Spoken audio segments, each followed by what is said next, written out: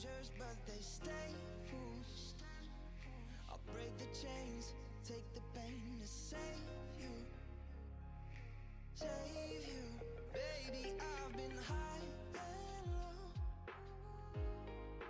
All the feelings I won't show. It's better if I let you go. You'll be better off alone.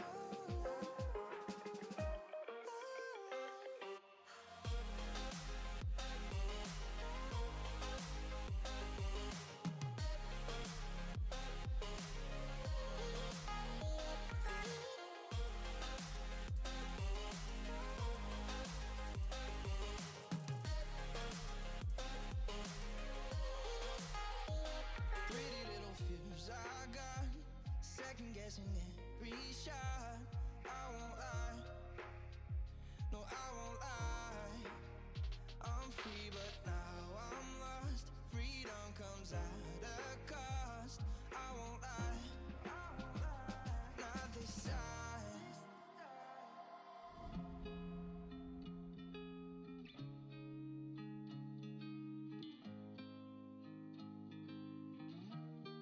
It's better if I let you go. You'll be better off alone.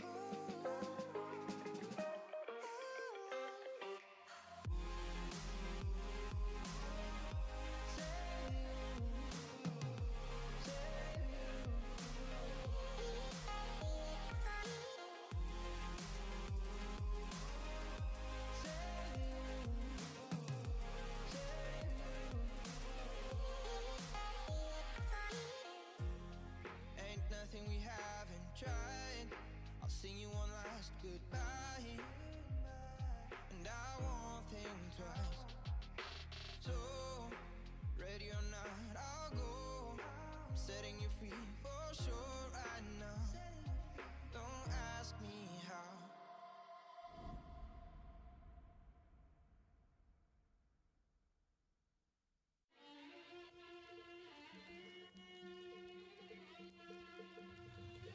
Thought I had her in a loose-leaf grip, thought I'd take my time. She keeps calling and she just won't quit, and we all know why. Screws tried to lure me right into an affidavit. Remind me as I'm falling and I'm out of time. I'm caught up in your tongue, they say. You claim that you love me, but it's just another play. I'm stuck inside your room all day. You say it's for my safety, but I'm just one of your prey. She's got a gun and a bag and she's waiting for you. She has the time to decide how she's gonna kill you. You can keep running, keep your eyes wide open, but you never see it coming, no use. She's got a gun and a bag and she's waiting for you.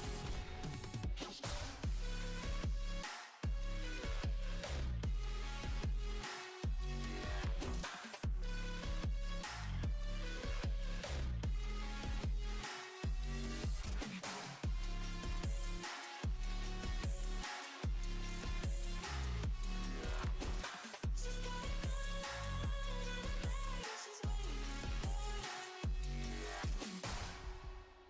Hidden kisses always felt so sweet that they left me blind. Making promises we just can't keep, and it felt so right. Screws tried to lure me right into an affidavit. Remind me as I'm falling and I'm out of time. I'm caught up in your tongue, they say. You claim that you love me, but it's just another play. I'm stuck inside your room all day. You say it's for my safety, but I'm just one of your prey. She's got a gun and a bag and she's waiting for you. She has the time to decide how she's gonna kill you. You can keep running, keep your eyes wide open, but you'll never see it coming, no She's got a gun and a bag and she's waiting for you.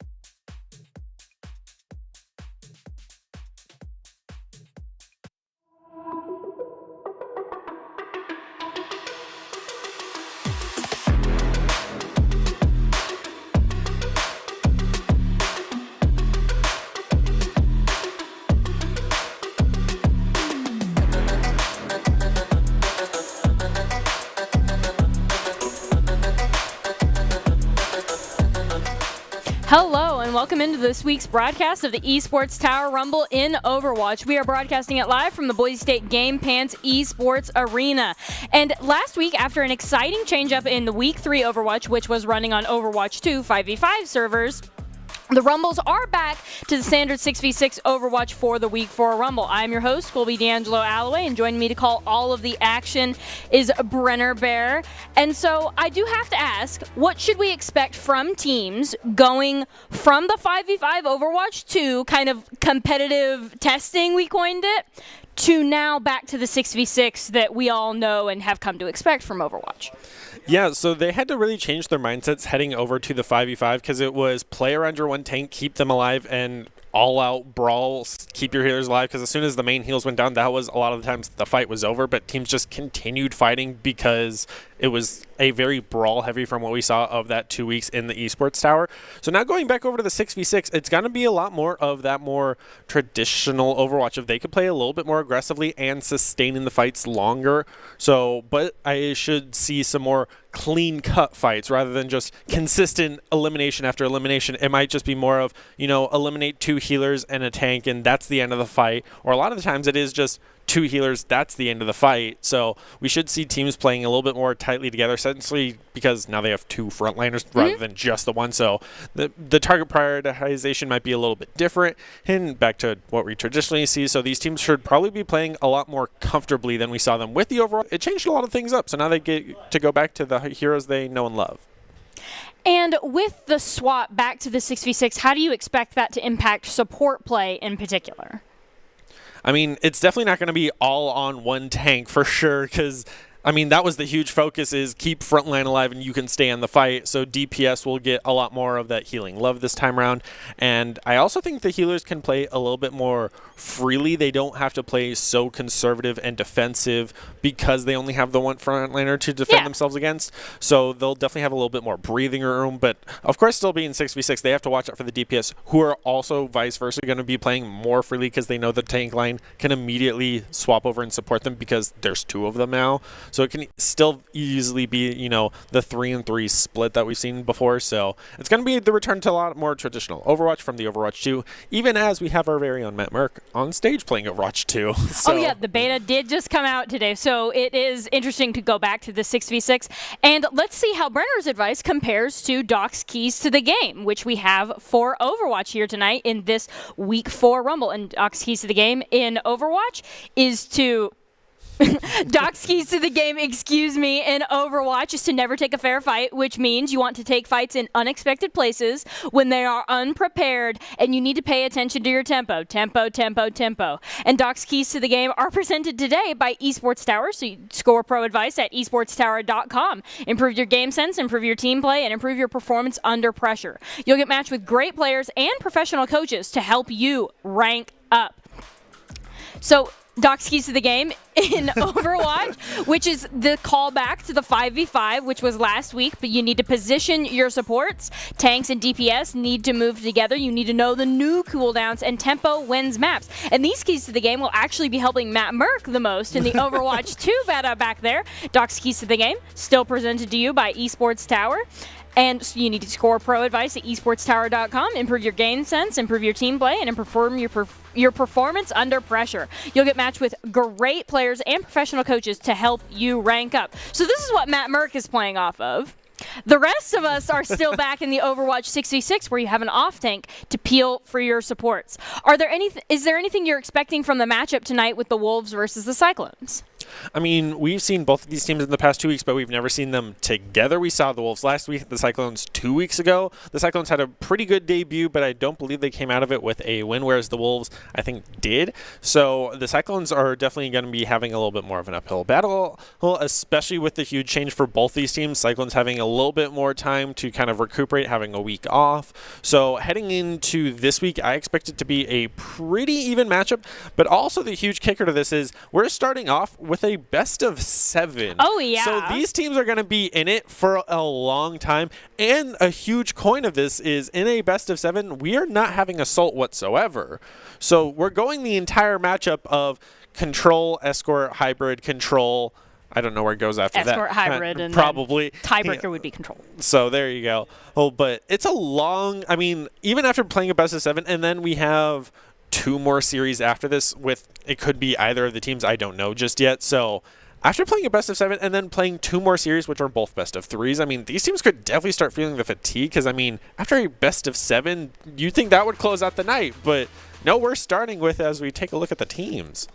So the first matchup tonight is, again, the Wolves versus the Cyclones. It's a best of 7, just like we were talking about. First map will be Control on Busan. And the Wolves and Cyclones are actually doing a show match. That's why it's so many maps long. The Wolves have 2 new players from Meridian Tech, 2 of their more dominant players that everybody tend to notice. And they've been working on communication and team setups as we go against this. And then the Cyclones have been focusing a lot on ball comp. So that should be super, super interesting. And the Holy Chubb and BBQ have really stepped up as in-game leaders. For the rest of our matches tonight, we will have match 2, which is a best of 3, Tornadoes versus the Riptides, and then match 3 will be the Tornadoes versus the Everests, the grudge match that we saw last week, because it was the Everests that finally lost an Esports Tower Rumble to the Tornadoes and one of their old players, which is Bonesaw. So you should be sure to stick around for that later tonight. But first, let's get into this best of 7 show match. Yeah, and as you mentioned, we're kicking it off on Busan, so it's really going to be eyes on Dark on this Widowmaker to try to get those early picks, or even BBQ to try to burn down King Swifter's shield, because yes, the D.Va can eat up a lot of DPS for those 2 seconds that she has the defense matrix, but Junkrat is that all-out artillery piece, and they still have to worry about both the Holy Chubb and Sweatpants on the Sigma Orisa Wombo combo. Seems like they're going to both be going for that kind of earlier team fight over here by the drum as well, trying to contest for that high ground, but already some early damage coming out. Teams are seeking each other out. It looks like the drum is going to be this first confrontation piece. Neither team has gotten any eliminations so far. Firestrike's going to come out. BBQ is half. They need to get some healing. Holy Chubb is weak, which is going to force them to have to back up, and that's just what King Swiffer needed. They're going to walk in, and Eternal Flame's going to get those first 2 picks, and the Cyclones even have members capping the point. So the ET Wolves actually have got point percentage, or they've completely lost the fight and lost the point percentage, excuse me. Yeah, so last little bit of cleanup as the Wolves will finally resecure the point. They definitely went for the long rotate around as they eliminated the first 2 members of the Cyclones of the Sigma and then the Zenyatta, and then rotated to point. So yes, the Cyclones got that early 9%, but now the Wolves have a pretty good foothold here. This is where we want to see them get pretty aggressive, take maybe an early pick or so, especially with the Zenyatta and Sigma coming out so early. They could have even gotten extra aggressive and tried to get that pick to just give them that leg up in the fight, because taking down the secondary heals is such an advantage, but losing Eternal Flame like that can cost them here. And so they are starting this fight down 1, now down 2. You almost think that's down 3. Dark is just popping off. That is 3 remaining members of the Wolves to defend this point, and I think they're just going to get out, understandably so. Yeah, once he got that pick onto the Baptiste, it was the end of the fight for the Wolves. They just had to back off, especially losing the 2 members beforehand. Then BBQ's trying to follow him up, taking out the off-tank and the secondary heals. they just had the target prioritization correct. I mean, first taking out the Cole Cassidy, who is kind of that long-range engager for the DPS line because the Maze Icicles can only do so much. And so Dark really popping off on this Widow is exactly what the Cyclones needed to come back and take this point, closing the gap on the percentage with 30 to 43.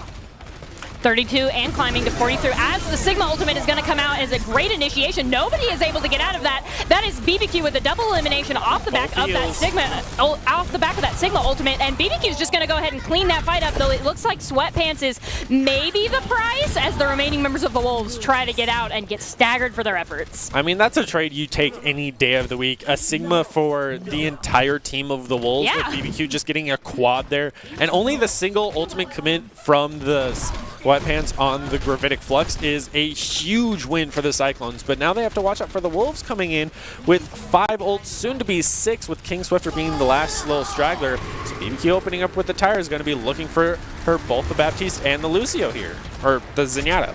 Trying to get his pathing over the wall there, trying to hit it unexpectedly. It only had 29 HP, so it didn't end up getting there. Yeah, it was a good attempt, but he immediately tries to go for the re-engage and try to pick someone off, but this time the Wolves are going to engage with the Blizzard. That's a lot of ults coming out, and the bomb is actually going to be the one that gets the value onto Baptiste, and that is your main tank and your main healer down. You got to think that's maybe a fight win. Yeah, and they're just going to continue that push forward, pick up BBQ as well, which just helps them buy that much more time, but they're going to have to rotate around and deal with the last 2 stragglers as they clean things up. I mean, a really good engagement. Only using 2 ultimates, winning the fight, and just continuing that pressure forward and taking space is exactly what you want to see here from the Wolves. And a pick onto Dark just denies them that push that much longer. Bit of an overcommit on that supercharger. King Swiffer's looking in to go with that shatter, and Delirious and Sweatpants are down, so King Swiffer just doesn't have a leg to stand on as most of his team is going to go down. The Wolves really need to use that shatter this next fight going in. Yeah, you saw he was looking for the shatter, but the Orisa both had, the gold mode on. They had thrown down the shield to block it out, and he got burned down. Here I thought the supercharger was going to be the fall of him, and it just capitalized. And now with the rock coming into Daydream's face, the Wolves are not looking good for this fight. Shatter's still coming out. He hasn't found the good opportunity. Is going to get Sigma ulted in the air, and this could prevent that big ultimate that they were looking for as King Swiffer is going to go down, but Delirious is down as well. Now that is both healers down for the side of the Cyclones and their main tank, so even though the Wolves lost King Swiffer, they might still be in this just because they were able to pick both supports. Yeah, BBQ could not close the distance with that tire either to get the elimination both onto the D.Va and the Soldier, which is a good swap coming out from the Wolves to deny the value that Dark was getting as they do the last-minute swaps over to the Tracer, but the Wolves take it, which is huge value, especially on that first map, but poor old King Swifter never got to use that shatter. And he ultimately didn't need to. It really feels bad if you're not able to get the ultimate out when you look for it 3 fights in a row, excuse me, and you're not able to get it just because you're eliminated. First to a Sigma ultimate, first to just getting outright eliminated, second to a Sigma ultimate. That's just unfortunate. What are you expecting from the swaps coming out right now? I mean, we briefly mentioned the Cyclones have definitely been working on communication, and you brought up the ball comp for one of these teams. Yeah. We have yet to see, surprisingly, if they've been working on, and this is a great map to do so, but of course, this has kind of been the go-to map for this more open area, and especially with BBQ on the Reaper, he's going to be the close one to watch to eliminate that front line of the Wolves and get into the back line, so it's going to be up to Hoop to really try to slow him down, both literally and figuratively. The first fight's going to engage. The Wolves are on the point, forcing the Cyclones to come to them. Maywall's going to come down, making that a little bit harder. BBQ's going to go down for his efforts. They're rotating not as a team, and the Wolves are definitely capitalizing on that, but have thus far been unable to find... Oh my gosh! The Holy Chop is just going to pop off and flip that fight. Yeah, he even did that real quick. That's the sad side of the Wolves, as they were playing really close to that edge, and Holy Chub saw his opportunity and took it. And Eternal Flame is there to even clean up, and the Wolves still come out of it on top, though, with Cyclones just losing way too many members, having to back off. So Wolves just having the better target prioritization there. So now Cyclones changing up a little bit with now BBQ and the Junkrats trying to burn down that main shield so he can get the fight engage. As the Sweatpants is going to go down, main tank, never what you're looking for to just go down first. So at this point, the Wolves are pushing in, but without their Reinhardt, this is a little bit tricky, even as the Cyclones fall back. Yeah, they had to fall back without a main tank. No I mean, they're trying to go for a mirror match right now, just with the DPS being the difference here, and it seems that the Wolves are pulling away because they have that more wall-and-mall brawl comp that we've coined as Boise State of just throw up the May wall, call your target, go in on them. They did that with Sweatpants, and I expect them to do it here again as the rotation's around and he's all by himself. Big Maywall's going to come out, splitting Sweatpants from the rest of their team. Kinsweeper's going to go in. Tactical Visor is committed but can't see anything just yet. Is still looking for it though. Baby Divas out of mech will finally get the Holy Chub. And as Sweatpants, Dark, and BBQ all go down, that is a really, really nice fight. The Wolves collapsed and did a good job. Yeah, 2 ults for the cost of a self-destruct from the side of Cyclones is honestly good conversion for the Wolves coming out of that fight with the weight. And the Cyclones tried to line of sight that both the Amplification Matrix and the sights, but at the end we're getting pressured from too many angles, had to get forced into it. So now they're going for the far rotate of the wall came out but couldn't cut him off, now engaging with the Blizzard. Soup is going to miss that wall and go down with the aggressive Blizzard, which actually costs the Wolves some aggression, as King Swiffer's going to go down without that May support and without the Baptiste support as well. You got to think that's fight for the Wolves. Yeah, it definitely should be, especially after losing the main heals. So now it's just going to be all-out stall and point to build up to at least 99 as we see Eternal Flame get taken down. But the Cyclones had the rotations exactly where they needed to. They took the fight on the indoors, and sadly, Soup got eliminated after throwing out the Blizzard, so they couldn't capitalize on it either. Cyclones playing that very tightly as they were moving together as a group, which is something we saw them struggle with in that first team fight. BBQ's looking for that tire on the high ground. Hopefully the Wolves will be able to spot him out before going back. But with 99%, they have a little bit to make some mistakes and get tired from the high ground. They have 5 ultimates built up to the Wolves too, and now with the trap being triggered, they know where the rotation's coming from, so immediately make that rotation. But with BBQ going down, that's no tire. Shatter's going to come out too, as well as the Amplification Matrix, and that is completely an unhelpful Amplification Matrix as of right now. Darts is just going to get mowed down. I see what he was trying to do there, but it just didn't work with the Diva in his face. Yeah, he went for it. He just never pulled the trigger as he just got burned down that quickly. And a cheeky Maywall from Soup to deny the sights as the respawns just came out for the Cyclones a bit too late there, but Wolves had a great re-engage there. What's the biggest thing that you could isolate that the Cyclones need to do to take maps off of the Wolves before we go into our next map? I mean, they have the target prioritization down. It's just they had an issue committing to the team comp first when they lost very early on, especially that huge diva play off the edge was a huge swing for the Wolves. So the Cyclones, I would hope to see better ult usage, because that's something we touched on of King Swifter having an issue with the Shatter, but then the Cyclones came back. So hopefully we see a bit more, I don't want to say like, you want to see them use it more, but you don't want to see them use it more recklessly.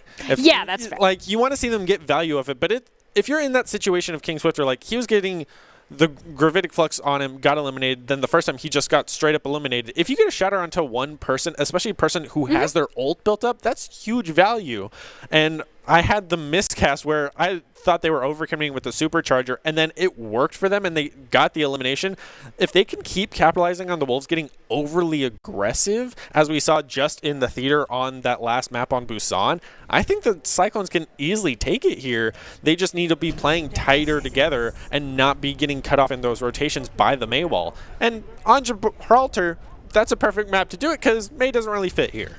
Neither does the Reinhardt, which I feel like was one of the big things that the Cyclones were struggling with, because even if they would get the elimination on the Reinhardt has already taken all of that space that the Cyclones really needed to try to get the value. This time the ball comp is... Oh, he hovered on it for a second. I hoped for it, but... He's thinking... Ooh. There you go. The thought process is going through his mind, but also... The Wolves bringing out Sweatpants with no pocket mercy is a bit of a dangerous move, so they're going to have to be playing pretty defensively. But an early elimination onto Soup, who is a bit way too cheeky up forward, could cost his team this first archway. Sweatpants doesn't need no pocket mercy looking for that elimination. Actually, is just going to full commit, not get value with the beam because of the shield. This is a little bit dangerous for Sweatpants. They will be forced to back out and actually just get eliminated. Proof in the pudding. Yeah, he got too aggressive, and this time with the Hanzo pocket mercy will come out in stride, but the main tank going down could be a huge swing for the Wolves, continuing their push forward as surprisingly they're just going to let the res come out. I mean, yeah, that's the big perk of having the Mercy, especially in defense for Gibraltar, is denying that long respawn walk time, especially on King Swifter of all people on that Orisa for the main frontline tank. So Wolves now going for a re-engage as Shadow Soul's looking for that pick onto the Mercy. He's just waiting to get the hack on and deal the damage. Definitely missing the Overwatch 2 Sombra right now.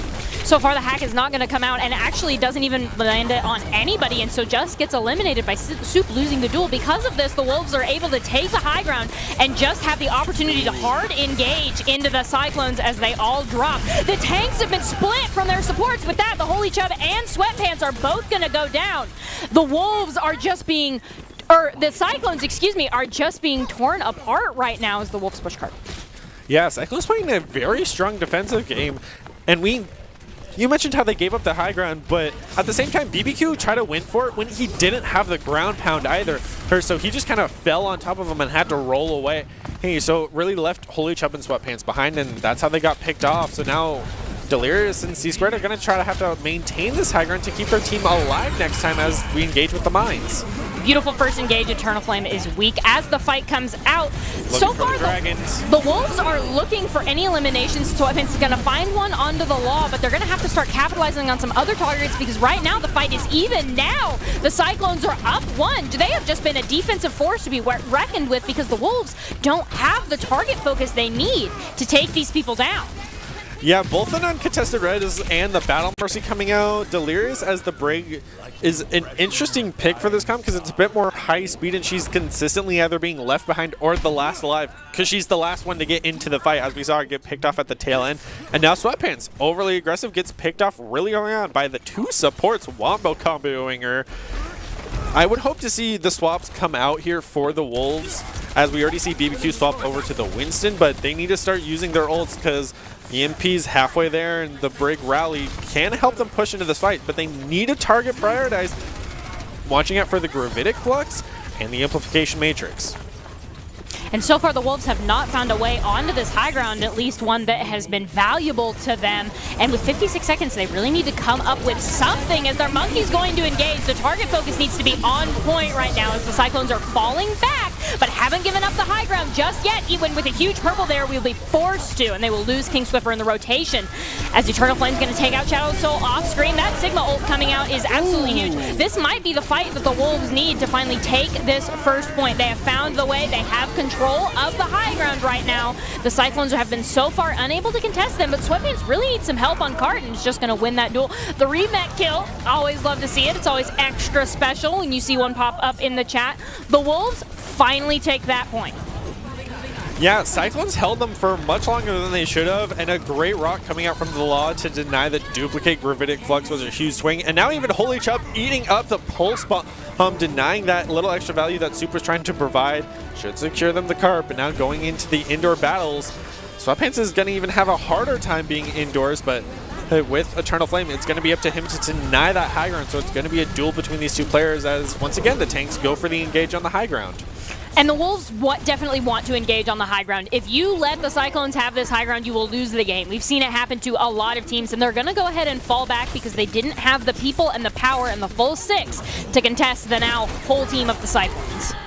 Yeah, and huge pick onto Shadow Soul denies the EMP, which means the Wolves have to play a little bit further back because that EMP is a game changer of an ult, just denying all the abilities. And another huge pick onto BBQ means the Wolves once again have to go for another reset. They're just losing time here. The biggest problem the Wolves are having is they're going onto the high ground, right? And then they're splitting up and not target focusing, so they just get pulled apart as a dive.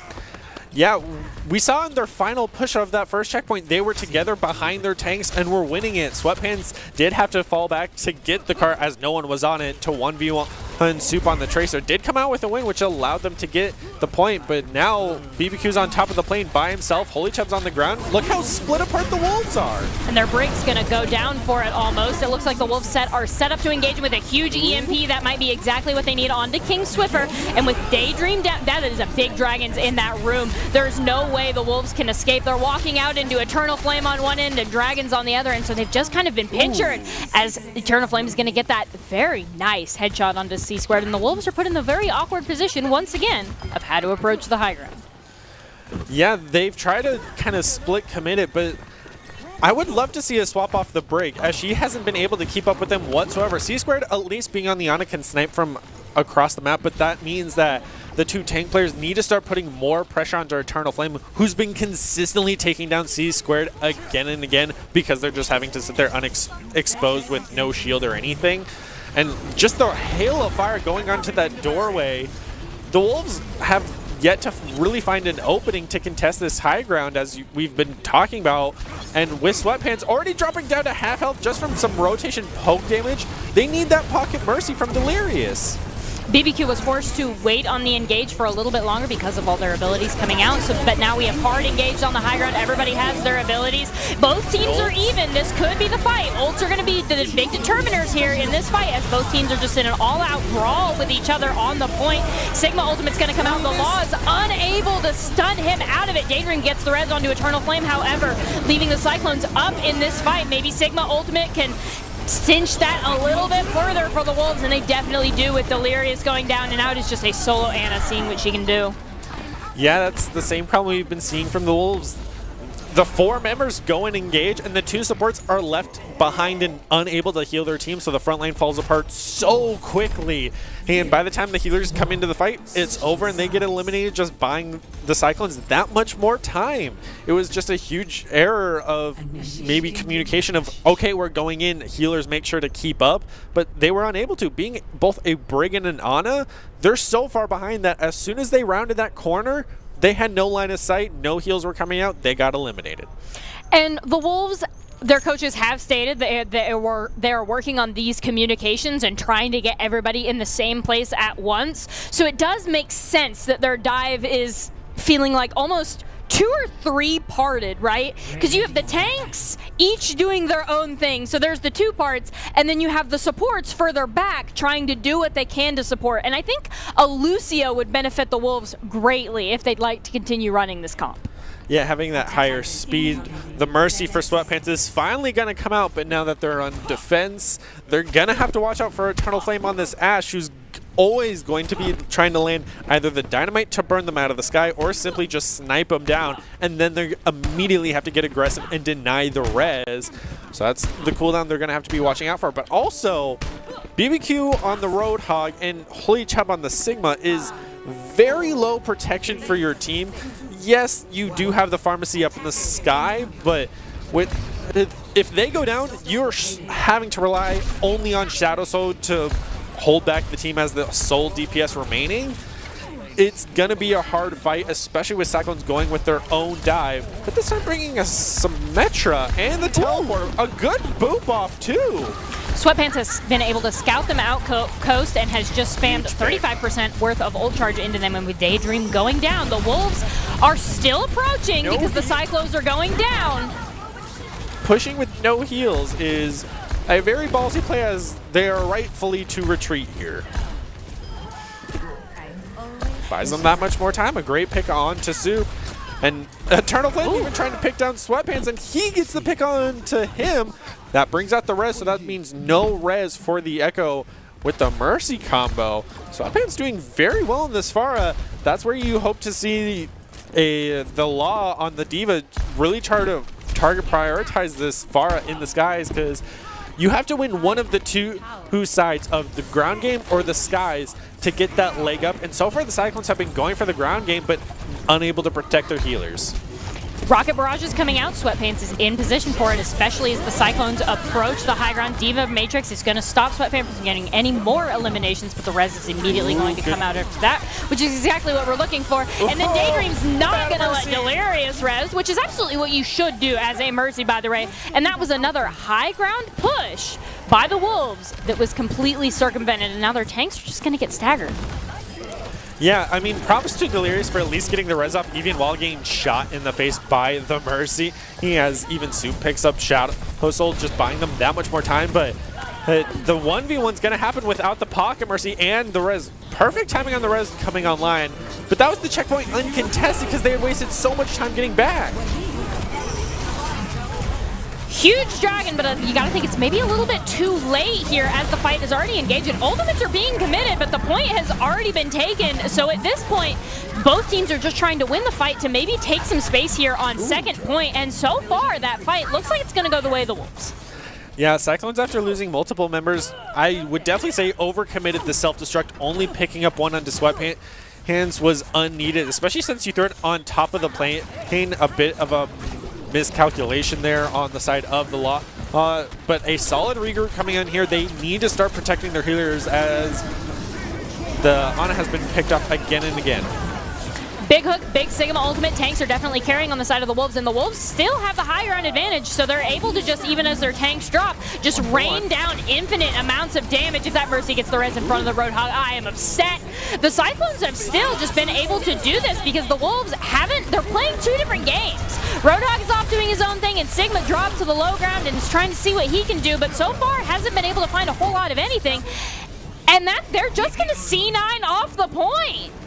I mean, they had the pressure applied for Bob. They tried to throw it on the amplification matrix to deny, but they, as you were mentioning, they were just so inconcise of where they wanted to push or even try to hold for that matter that the Cyclones just allowed the cart to push all the way up to the objective and get it, I would say, almost for free in that final fight, because we saw even at the tail end, Mercy flies in, reses Soup on the Echo, and they continue the push as BBQ was on the high ground directly above them, doesn't even look down and walks away.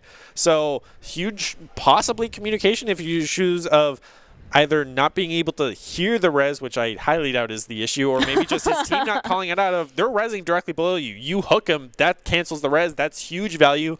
Now they're down 2 members, both a support and a DPS. I think the Wolves could have won that had that happened.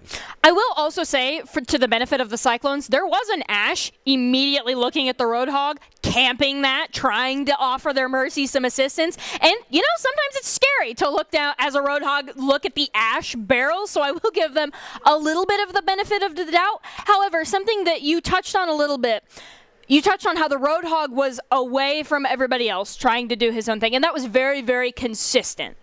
There was never really a time where, or not very often, where both of the tanks were in the same place doing the same thing. And then the healers would usually go for the Sigma as opposed to the Roadhog. So the Roadhog was just off by himself and not able to get a lot of value, even having the high ground advantage on the Cyclones. Do you have any next thoughts on our next map that will be Eichenwald, we're told, for this best of 7 show match?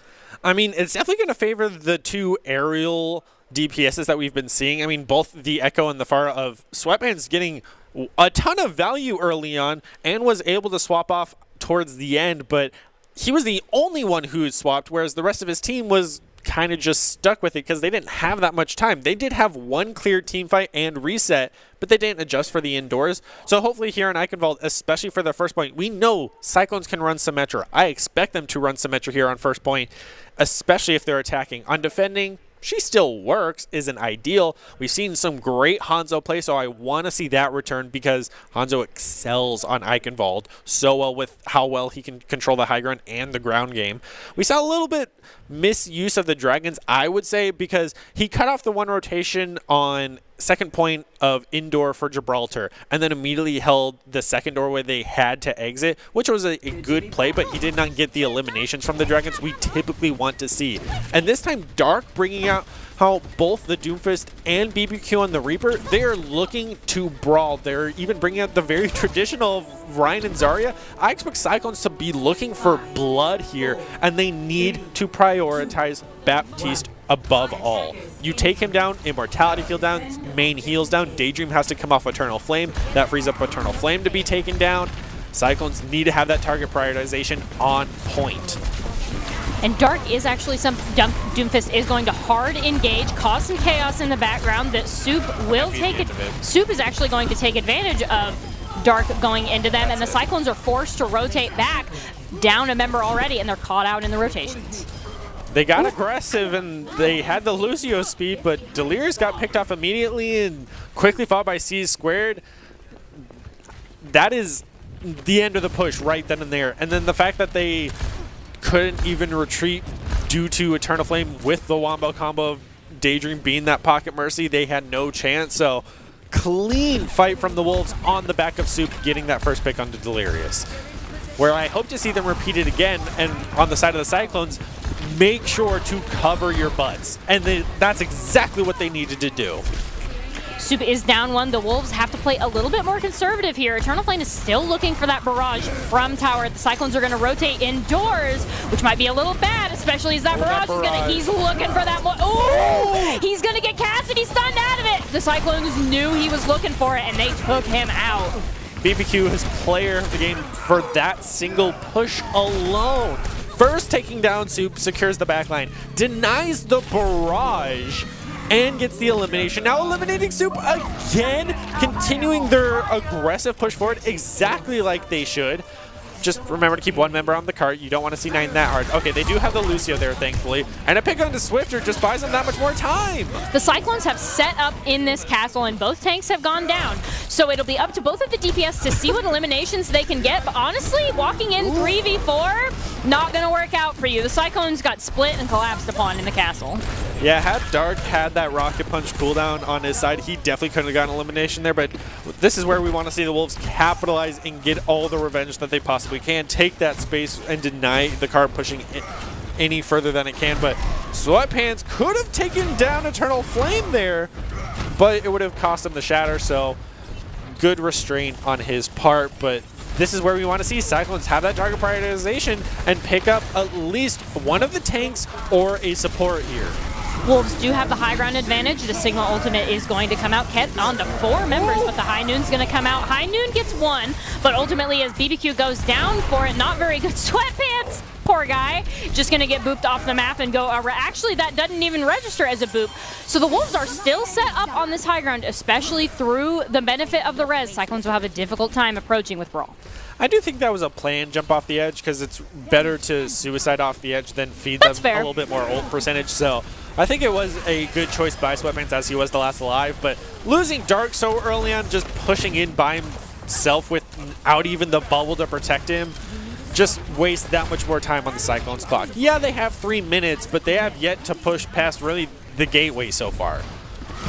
Sweatpants is looking for a big shatter. It will be difficult as long as the Wolves maintain the high ground. Yeah, and they need either Dark or BBQ to get a pick here to give them the leg up. And that shatter into the shield is not how you do it.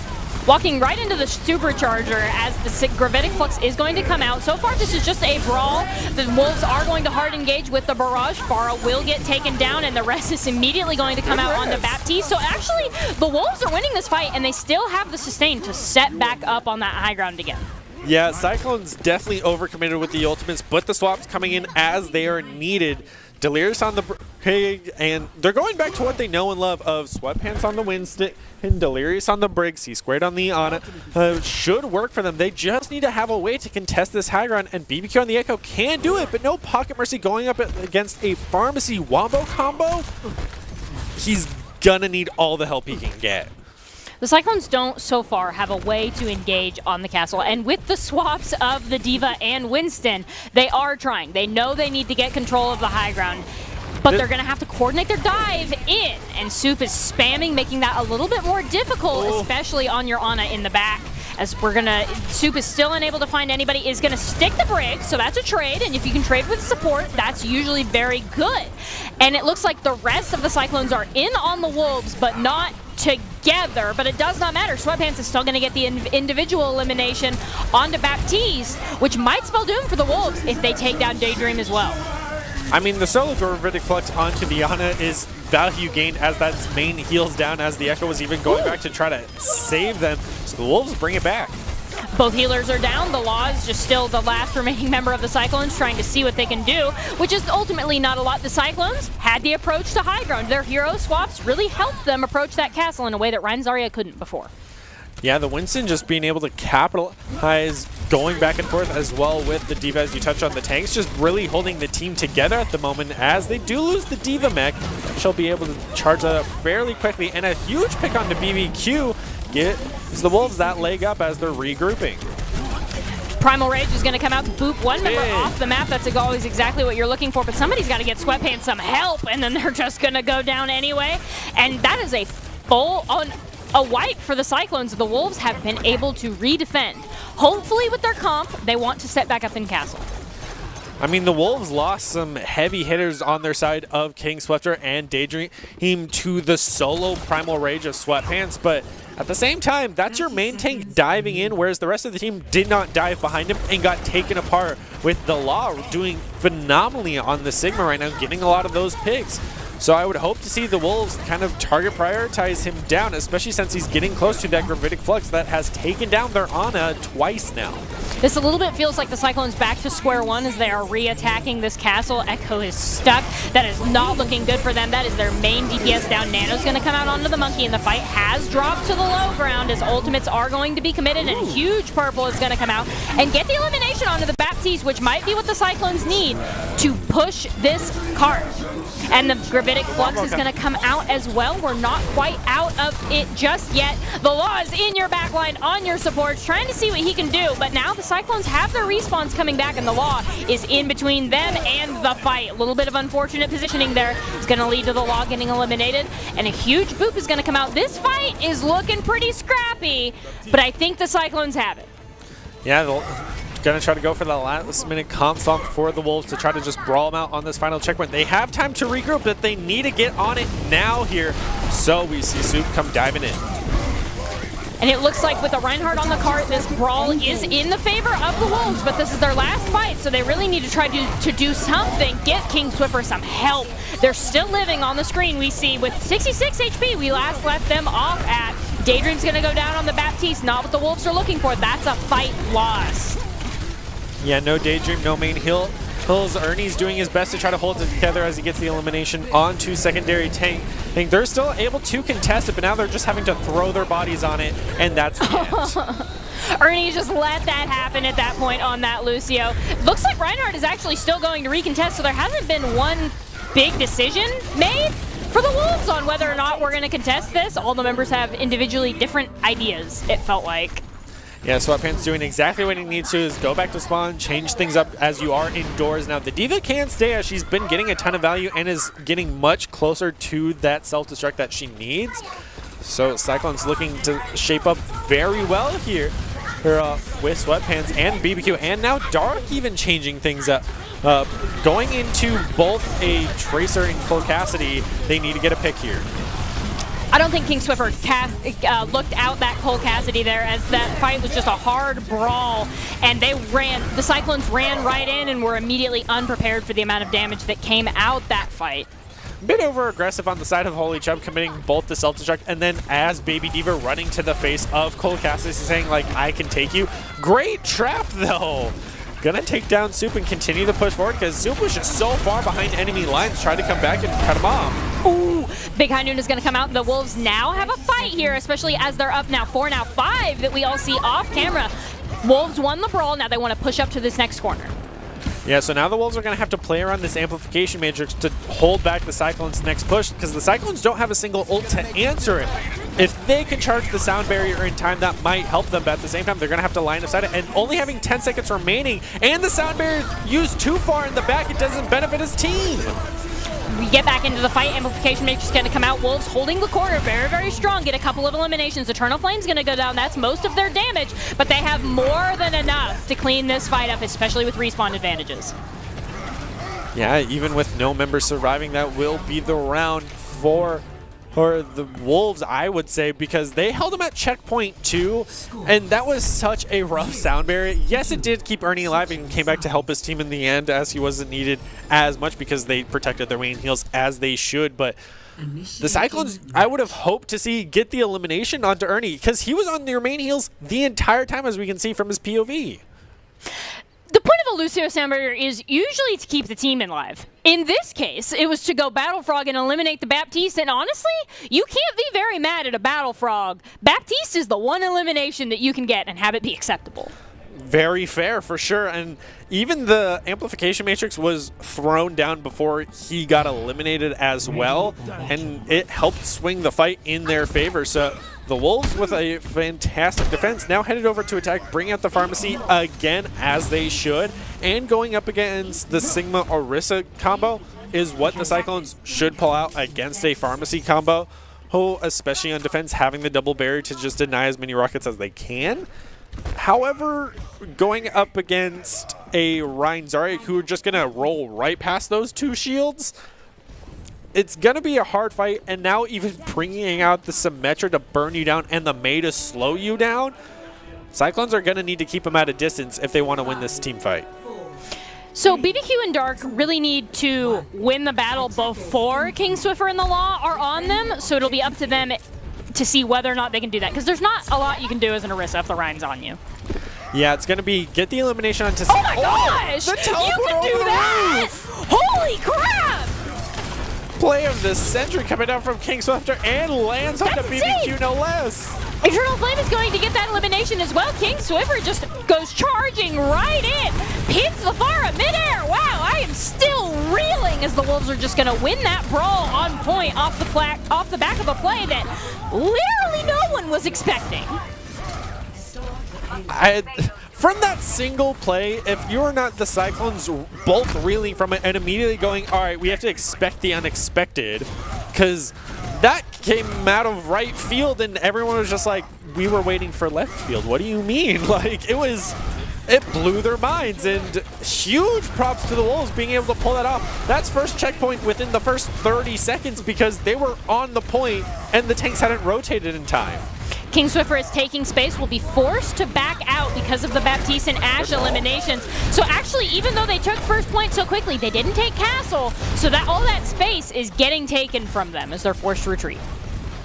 Cyclones definitely winning the ground game here, as you mentioned, taking back the castle without the Wolves able to recontest. This is where you want to see them head through the building. It'll deny a lot of the poke that the Cyclones are gaining right now. But now Eternal Flame onto the Widow. If they get the pick onto either BBQ or Doc, that's a huge leg up for them in this coming fight. And it looks like the Cyclones are still holding the castle, doing a lot of spam. The Wolves don't really know what they're doing yet. Some of the members are rotating castle. The Law's going to get the elimination, which is pretty nice. But Soup is still on cart as a solo Mei. Especially going up against a Pharmacy and Ashe, Mei is an interesting choice here, to say the least, as an interesting wall goes on. And the shadow that lands onto no one. There's the rotation through the castle. Lucio's barely going to live. The Wolves are together. They are collapsing on the Cyclones, and the Cyclones are left to fall all the way back to doors there and hope they can maybe do something. The Wolves are still all on cart, as they should be, anticipating this barrage. Yeah, BBQ's been looking for it for a while, but after the amplification matrix came out and got the elimination on Delirious, he had to drop right out of the sky, pick up the health back, and now picked off. Both teams are still trading pretty equally right now, though I would say the Cyclones have a better leg up in this fight, especially as King Swiffer is going to turn around and retreat. Yeah, they were down one, lost both heals as Daydream finally gets taken down, and now Delirious, even with the res, buying the Cyclones that much more time to deny the walkbacks from their teammates. Now even having a huge ult advantage. I want to see them at least match the Wolves with the ult economy. They're gonna have to be calling out that the Graviton Surge coming out, because they don't try to eat it up. But that's definitely a huge mountain to climb. Bob brawling in the room. King Swiffer just forced to do nothing but hold shield there. Is forced to take a lot of spam, and that's fight over for the Wolves in the castle. Yeah, close range Bob getting a ton of value. Oh! King Swiffer's gonna take BBQ. The pins of this man have been insane. I think that's also just on the fault of BBQ of he rotated all the way around of like, let's pinch a Reinhardt who has not charged yet, and then immediately gets charged for, what, the third time as a Pharah? You should almost never be on the ground, and that is a revenge barrage if I've ever seen one onto the face of King Swifter. King Swiffer has been hyper aggressive, and when his team is all there to help him out, it works wonders for them. But in this case, the rest of the team, some of them got eliminated in rotation, and so by the time King Swiffer was able to hard engage, not only was he walking into barrage, but didn't have everybody else. Yeah, but now going into this next team fight, the Wolves are even across the board when it comes to the ult economy, as well as Eternal Flame on the Soldier 76, Sights coming online, and Shatter. I would hope to see the Wolves kind of wait for Shatter to come online unless they can get an amazing Graviton Surge onto at least 3 members of the Cyclones. And without having high ground, they're not going to be able to do so. The fight is still beginning. The Cyclones have control of the high ground, and with a huge sound barrier that members of the Wolves are going to sustain, they're trying to make the Cyclones come to cart, but there isn't really a reason for Cyclones to come to cart just yet. Now there sure is, as Baptiste is going to go down, as well as Soldier 76. And this fight feels like a textbook example of why you need to knock them off the high ground before going to card. Yeah, the huge advantage has paid off with Dark getting elimination after elimination. No less with the Dynamite just burning them alive. We've touched on it so many times. The high ground determines how you win the fight. They tried to hide behind the cart the best they can, but the Wolves were unable to even get the pick onto the Orisa, who was just fighting them in front of the cart. So as they continue to just have split target prioritization, unable to really secure one or the other, even where they were pushing, cost them that team fight. And now with a minute remaining, they only have 1 to 2 fights remaining if they can get it clean cut fast enough. This castle is one of the strongest defensive positions to hold, and the Wolves are approaching through castle. Amplification Matrix is going to go down. Baptiste drops before Reinhardt and takes a lot of damage because of it, but then the Amplification Matrix is going to come out. Dark is no longer, they are down both of their DPS. At this point, now would be the time for King Swiffer to be aggressive, except they're down, and their main heals is going to go down as well, showing that Sigma's just proven me wrong here. It doesn't matter if the DPS are down, Sweatpants will make more than make up that damage. Yeah, they got the elimination on the King Swifter really early on thanks to Dark from the Bob of the post-mortem Ashe elimination, and then just continued to eliminate them because they had no front line. They had to jump off the high ground and try to get to the cart in time, and that's where the bodies started falling. So now going for the next rotation of Sweatpants just standing there, of definitely just a power move of, I don't need my shield, you can't eliminate me from the high ground. Because they've been unable to have control of it. They go for the full rotation and unable to win the fight. So now they're going to have to go right into it. Big shatter, especially on an amplification matrix, is going to eliminate Daydream is the price. But the Wolves just come in through castle with the brawl, and the King Swiffer's on the hunt. But somebody's got to take Sweatpants down, or they might end up losing this fight. A solo Sigma is never what you want to leave. Yeah, that should be the checkpoint for them. Surprisingly, the Cyclones did not rotate too high ground as they saw the Wolves rotating through the bottom of Castle and didn't really have much of an answer for it. They had Holy Chub right in their face, and they just rolled right past the Orisa. Exactly what you're supposed to do, which allowed them to win the team fight. The Shatter got off in the backline with the Amplification Matrix, which was huge for King Swifter, finally seeing him be able to land some good Shatters. Now with the indoors, Cyclone's not really changing up a lot of their comp other than BBQ. Might cost them. They've given up a lot of space holding this final corner. If they lose this fight, they lose the map because they didn't hold earlier. And as King Swiffer is now within walking distance, and the 4K bomb, I'm sorry, Mercy, there's not anything you can do. We all love a battle, Mercy, but when you lose 4 teammates to a single ult, against double shield. Maybe, and a Baptiste. Maybe if it was old Mercy. If it was old Mercy, 5-man res, they're all fine. Yeah, they would have been fine. Except the bomb came out onto 4 members through both shields and a Baptiste, and it feels like that is just perfect. They weren't ready. I mean, as you touched on, they held the final corner when the cart final point was right there. It was a huge misplay, and they also probably should have swapped their comp for indoor ball. You know they're going to roll right into you with that Hind Diva, and you're just saying, no, Stigma and Rissa can hold them at a distance. Yeah, it'll be fine. We have a Junkrat, you know, he'll burn down their shield. We'll get the... No, they have a Lucio. They're on your face. Fight's over. And, I mean, it's hard not to say that the Law won them that fight on their own backs with the self-destruct, but it was also just the rest of his team causing the chaos. They weren't hiding behind shields, got the elimination, so all around, Cyclones bringing it back, just dismantling the Wolves. And they've done a phenomenal job. It felt like that was the closest map to being flipped here, because this has been a relatively one-sided best of 7 thus far. I would say the closest we've gotten to things flipping is right now, because if King Swiffer didn't get that charge in, they wouldn't have gotten that point, but the Reinhardt was able to walk on them all. We are confirmed going in next map, which is Nepal, and this is match point. If they win this again, that is 4 maps, and that is the end of the best of 7 show match. Are you expecting the Cyclones to maybe turn this around, or do you expect this to just be a sweep? After the harder losses that they have had on Control, we've seen them win team fights and be able to hold the point for not as much time as we would like, obviously, seeing as they haven't been able to come out of it with a win. But going into Nepal, where it could favor maybe BBQ returning to the Roadhog or something like that, because he does favor on Nepal. He works a lot better. It's a little bit closer range, doesn't need as much shields. But if, say, the Cyclones bring out the pharmacy that they've been doing the whole time, That's probably spelling doom for you, especially if you have the Roadhog in the situation and don't swap off of it. That was what lost them Gibraltar is they stuck to a Roadhog who wasn't getting value, never got the whole hog that we saw, and just didn't swap off of it. I mean, I would hope to see them be a little bit more liberal with their swapping off. And now starting off with the first kind of not indoor, but like contained point, I still favor Cyclone's comp here because they have the Symmetra. But with the Wolves going kind of more of a King's Row comp is what I would call it at this point of wall and maul. If they get the pick where they need it, they'll win the fight. And the fight has fully begun. Walls come out. It's not able to split the team. Some turrets are coming out. This is just a brawl. Main tank's going to go down for Symmetra. This is fight in favor of the Cyclones at this point, unless they can get Sweatpants down. Making up Sweatpants is, ooh, that charge might actually end up spelling Sweatpants doom there. Don't risk charge, Reinhardt's. Eternal Flame is also going to go down, and this is still a relatively even fight as both main tanks are down.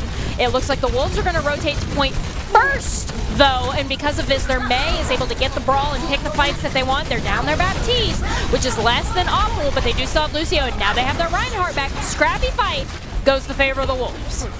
Yeah, Cyclones are still trying to stay in it, even down Delirious now, but C-Squad has the Amplification Matrix back up, so if they get in the right positioning, they could swing this, but I think the Cyclones are going to back off, regroup, and go for a more concise push, as they should, especially with Holy Chubb dropping down to that half HP. Losing the Lucio definitely hurt them there, which is why they called the retreat, which is a huge win for the communication skills. But looking at the side of the ultimates, a lot of ults are at that 90% marker, so I expect him to get charged and probably even used in this fight unless a huge early elimination is called here or a huge pick. Fight begins, Blizzard comes out, we're unable to see it right now. If fight's beginning just right in that doorway, the brawl is coming out. So far, nobody's been able to find any eliminations, as this is just a huge run. Shatter's gonna lay him out, but Wall's gonna attempt to protect the team. Amplification Matrix come out, forcing the Wolves to back off a little bit, but Sweatpants goes just a little bit too far and walks into the whole Wolf. King Swiffer does the same thing, and it feels like that's a trend with the Reinhardts just going a bit too far, and because of that, the Wolves are forced to give up a lot of ground here and back up and no longer hold that doorway. Teams having a hard adjustment period going from Overwatch 2 to Overwatch 1 of we can go in a brawl and fight forever because I'm the only tank. No, there is a secondary tank, it seems, of just having the Reinhardt swing. No, they misplaced the wall just barely.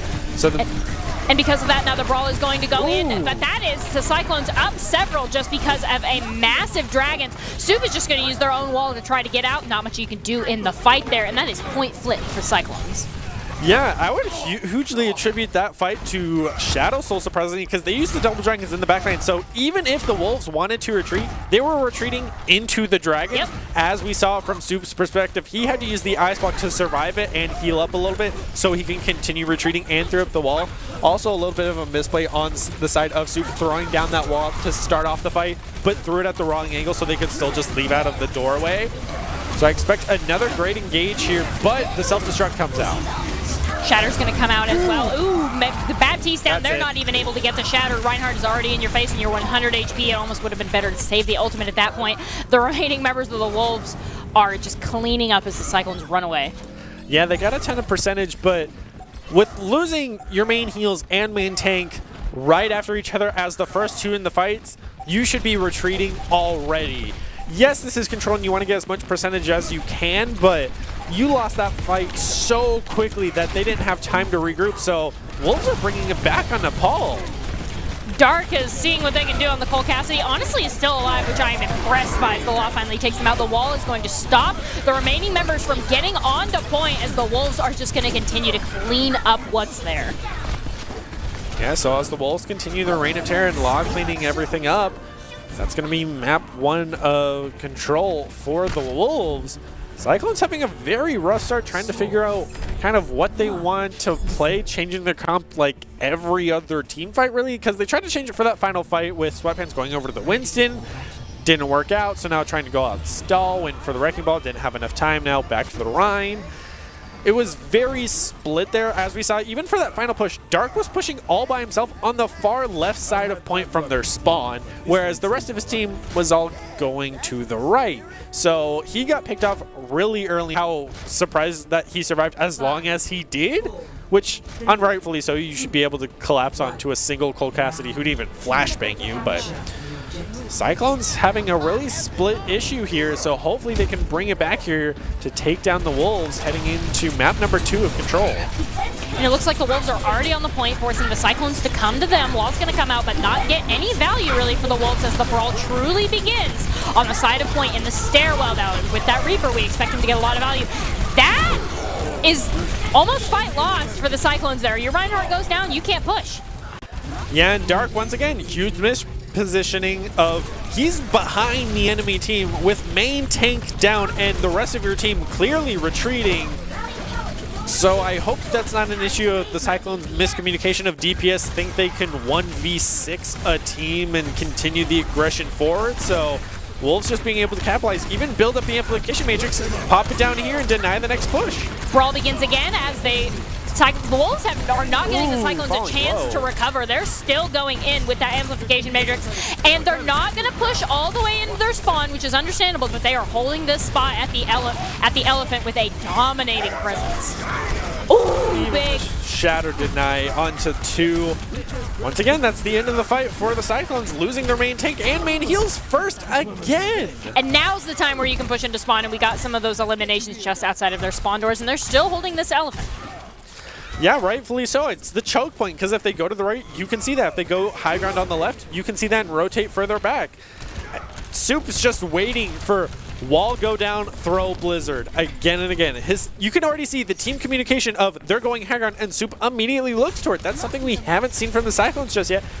Great wall to deny. I would have loved to see even the Blizzard be thrown down there as they're jumping down, and that's exactly what Soup does. And the E was not there, so the brawl is going to happen off the back of that Blizzard as a couple eliminations are going to come out. They're going to have to chase, the Wolves are going to have to chase the Cyclones into that room and on the point here.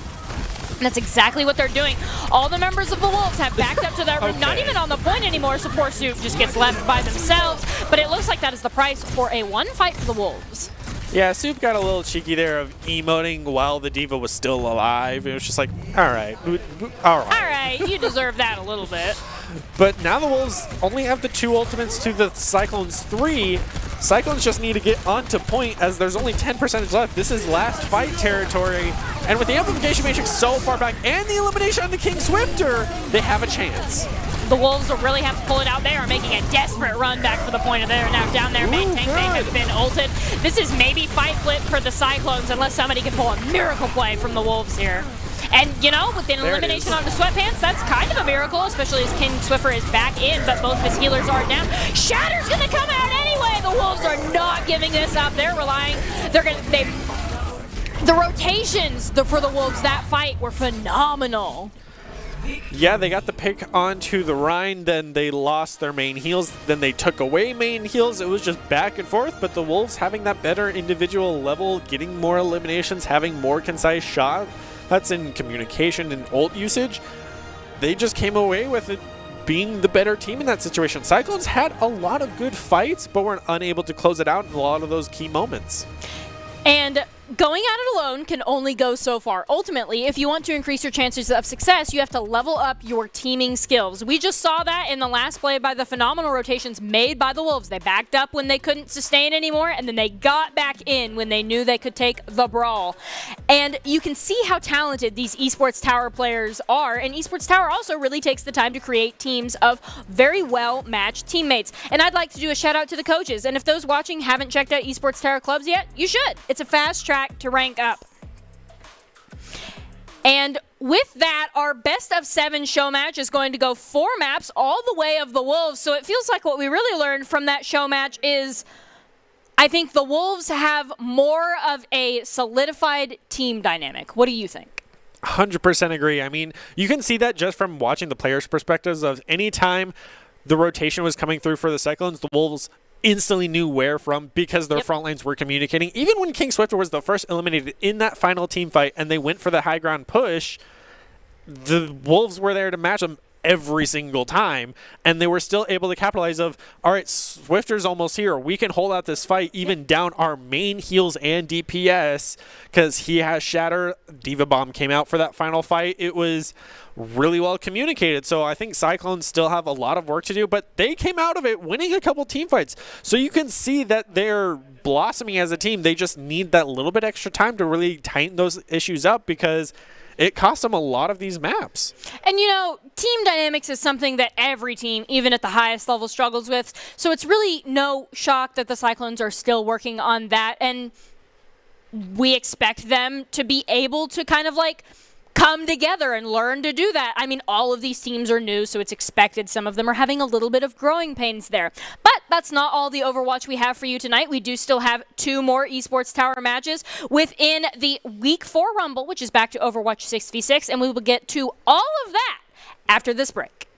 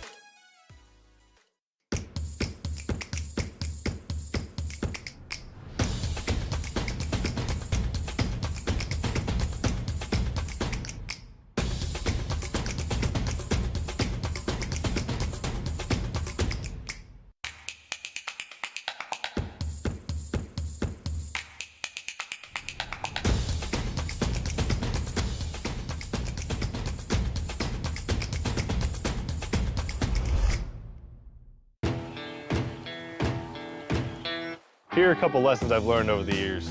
Friendships come in all shapes and sizes. And always buckle up. Seatbelts save lives. That's a rule we can all live by.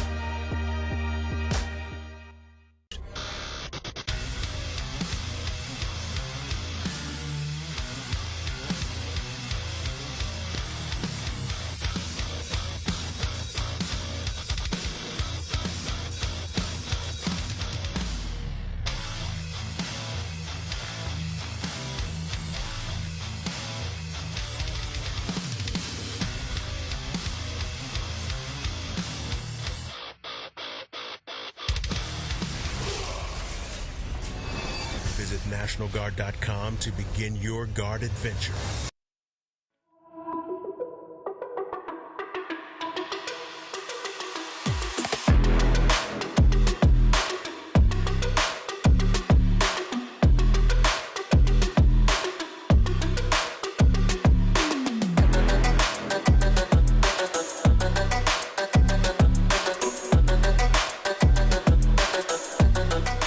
Hello and welcome back to this week's broadcast of the Esports Tower Rumble in Overwatch. We are broadcasting live from the Boise State Game Pants Esports Arena, and you just saw our best of 7 show match, the Wolves versus the Cyclones. It ended going the way of the Wolves, but we have more Overwatch for you here tonight.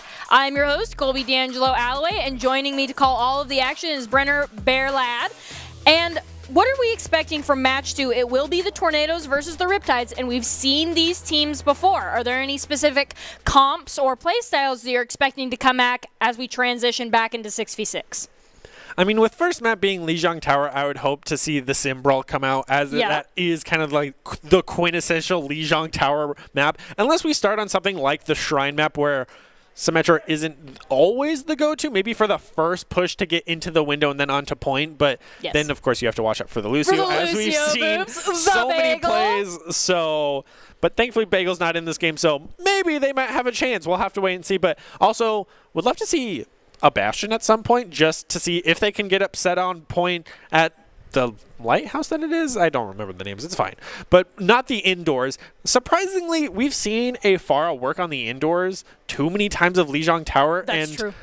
I'm curious to see if they'll run it here just because we've seen very good pharmacy plays in the prior match coming out from really both sides, even with the Echo. So I would expect maybe both some aerial play and some hard sim brawl coming out. And before we get into the matchup, we want to take a moment to congratulate all of the Esports Tower Club members who have graduated from the clubs and have been offered scholarships across the country. Over the last 3 months, Esports Tower Club members have received over 1.6 million in scholarship awards. These students have not only worked hard on their in-game play, but they have worked hard academically and have earned these scholarship opportunities. We could not be more excited and proud to see all the amazing opportunities these players are getting. And you were talking about a Bastion. This is the Tornadoes, so it is 100% likely that we could see a Bastion, and that Bastion will need Doc's keys to the game, which in Overwatch is to never take a fair fight, which means take fights in unexpected places when they're unprepared, and tempo, tempo, tempo. And Doc's keys to the game are presented today by Esports Tower. Score pro advice at esportstower.com. Improve your game sense, improve your team play, improve your performance under pressure. You'll get matched with great players and professional coaches to help you rank up. And you know, we've seen Bonesaw on the Bastion, and he definitely takes all of these fights in unexpected places on flanks nobody expected him to go from. How do you play tank with a Bastion? I mean, are they making him that in Overwatch 2? Is there something I don't know? But playing tank as Bastion, like his ultimate, or like literally tank? No, like how do you play around and with a Bastion as a tank? I thought you were saying he is the tank. I was like, well, his ult is, so I'm confused. But around him, I mean, you have to just play in front of him, and then he'll do the rest of the work. Just don't block his line of sight. Just be the shield that he needs. Especially with first map being Oasis. Here I thought it was Lijiang. That is my fault. But already setting up on the high ground immediately and denying the ball. Burning him down to half is a huge step forward. But he wasn't able to eliminate your Ashe, so how much value did you actually gain? But it's going to be up to the Riptides to just collapse onto Bonesaw, but he has both the heals behind him, so tanks just get a field day. And Bonesaw definitely did early setup on that high ground, so I think that was their key to success. Yeah, they had those rotations, and as soon as he hit the bounce pad, he was in turret form, laying fire down to deny Frozen Phoenix from even contesting the high ground. So now, Riptide's having to regroup, and a Roadhog into a Bastion is a very risky play, because if you miss the hook, you're dead. So all eyes are going to be on to Fulcrum to land these hooks. Ooh. But picking up Gambler can help you. Bonesaw got way too aggressive there as that fight began. We saw the elimination and the flank, and Joe is also going to get taken down, but this fight isn't done yet. His mind is going to be committed. The Tornadoes were super dominant in their first Overwatch Rumble, and they're looking to be just as dominant now, which is why they're pushing into the enemy spawn. Yeah, rightfully so. I mean, Phoenix put down the mines as quickly as he could. Also, kind of ironic that both Wrecking Balls are named Phoenix. There's Frozen Phoenix and then Phoenix Wrong. You're right. That is going to get a little bit confusing as we start talking about ball players here. Yeah, Mango's going to get the elimination onto Mafsy off camera. Frozen Phoenix. No! Was kind of soft engaging there. That wasn't even really a fight. It feels like most of this isn't a fight. It's just scrappy individual members getting eliminated here, even as Ball and Reinhardt are gonna charge all the way into the Riptide spawn. Yeah, but surprisingly, the Riptides were able to kind of rotate around as not Doofus was able to at least scout out some of the members and then quickly take them down. But Tornado's just establishing dominance of you're not allowed to leave your spawn unless we say so. And Gambler's getting really close to getting that Shatter online. Riptides with Joe on the Sombras just trying to harass is unable to do so, obviously, as they're a lone Sombra. I really would have liked to have seen the Nano come out, and now this fight is really become a fight. The Riptides are pushing with a full 6 members onto the remaining 3 of the Tornadoes, who are just forced to back up into the remaining members of their team. And actually, the Riptides aren't even going to get to touch. Yeah, they were too busy picking up those last 3 members. They needed the Lucio Speed Boost to get to a point in time, but they didn't play time well enough, and Tornadoes just kind of had a field day with them, just holding them at their spawn. They had both Frozen Phoenix and Joe trying to contest point for the Riptides, but they were unable to ever secure it. They got it to like 80%, but that replay is golden for Pando. I mean, to see the hamster get hit by the car. As hard as it is to see, it is also the most satisfying of it is like perfectly calculated of if I boop him, the car will hit him and get the elimination, because he was going for the rotation to get onto point. So Tornadoes had literally every line of sight just block or could deny the rotations. I hope to see them do it again here with now Mapsy on the Genji. And hard engaging as Brawl into Orisa. I mean, there it is. You wanted them to be just as dominant this map. Look at that. They're up 2 and still pushing. They might even be able to hold the spawn door as this fight is going to come to a pretty decisive close. Yeah, Bonesaw will be able to just be that artillery / mortar piece that they need to burn down any shields that they're going to come out with, because they're running double shields of a Ryan and Orisa, which don't complement each other the best, as one's kind of hard. Another one! It's Gambler is going to throw himself off the map. Maya's been huge on this Lucio, but the Tornadoes have not stopped any of their aggression. They're down to Reinhardt and still pushing into spawn, and they actually have managed to split the Riptides at least a little bit. Bonesaw, you lucky but... And it didn't last for very long, but when you get hit by a flashbang and still live, you got to count yourself at least a little bit lucky. The Tornadoes are back in this fight. They do have the Reinhardt. A huge boop is going to come out onto 2 members, and that is fight saved by Pando. Riptides, you got the elimination onto the charging Reinhardt of a boop. You got your Wrecking Ball eliminated by a boop. Why are you playing near the edge? That where you can get booped off by these god tier Lucio players. And at this point, the Tornadoes are back in their spawn, even though they lost fights, and even though it's Gambler charged himself off the map because of a well-placed boop. We're still in your spawn. The Tornadoes have not let up on the aggression even a little bit, walling themselves in spawn just to live a little bit longer. Oh no! Mapsy's gonna deflect that back into Illusion, and that's a feels real bad. The Tornadoes are once again down their Reinhardt, but that has not halted their aggression even a little bit. Yeah, Phoenix even swapping over to the Roadhog to just push them back that much more. It seems the Tornadoes are just going for all environmental eliminations, or just you shoot us, we shoot you because Genji deflect. That's the Baptiste on the hook. That's the end of the push, and you got 4-man shattered. Actually, the Tornadoes are now down 1 here, down their Reinhardt once again. So this might be the push for the Riptides as long as they can eliminate Phoenix. Ooh. And it looks like so far they haven't been able to. A Shatter's going to come out and finally get it. The solo Shatter onto the Roadhog to deny him, but Bonesaw's just picking up elimination after elimination. Illusion bringing out his own Deadeye. It's back and forth. At least they're on the point now. The Riptides are making a very desperate attempt and a valiant effort, and they have no healers with which to make this push. And the Tornadoes are just still throwing all members, and they're trading. They're taking this fight. The Tornadoes actually, they might have this. There's no reason why they shouldn't for sure, as it's just the lone Frozen Phoenix on the Wrecking Ball keeping him on, and the Nano who even comes out to deny it that much longer.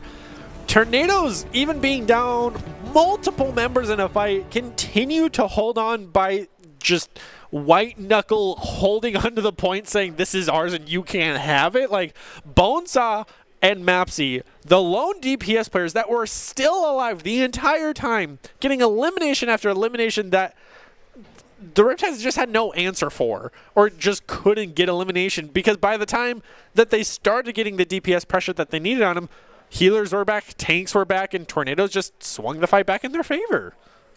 The Tornadoes held in. So most teams, when you're down your Reinhardt, you back up. That is exactly the opposite of what we saw the Tornadoes do. They were down their Reinhardt, and they're like, You know what I'm going to do? I'm going to honor his memory by touching the enemy's spawn doors. And then they would lose maybe a couple in that push and then gain a little bit of space in that room there and like touch those doorways that lead you to even like see the point.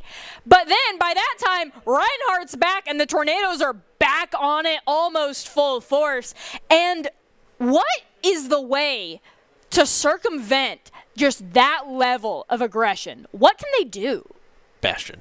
Bastion. If they're pushing your spawn, just sit and spawn and hold left click until they back up, buy you that space, let your 5 members push forward, swap out, and then continue that push forward. Because then at least you're building some sort of momentum and they're like fearing of, they have a Bastion, let's back off and play behind a shield. Especially when they have a Roadhog who can't hook you out of spawn, so then you can keep applying that pressure.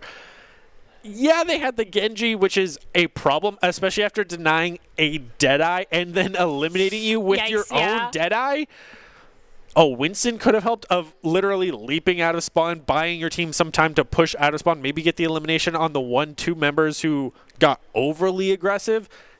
Getting +1 or +2 helped them get to point in the first part, which shows you that it works. They were just unable to capitalize and actually hold the point, because they were unable to eliminate the last 2 or 3 stragglers of the Riptides that were just harassing them. So they need to be able to collapse as a team and say, here's our goal, eliminate this person. Go and execute. They just haven't been able to because they've been so split. So here now on Dorado, with this being a best of 3, they're going to have the best defense or best attack of their life to deny the Tornadoes and bring us to a map 3. Do you think they'll get first point? Do you think the Riptires will get first point against the Tornadoes as we go in here?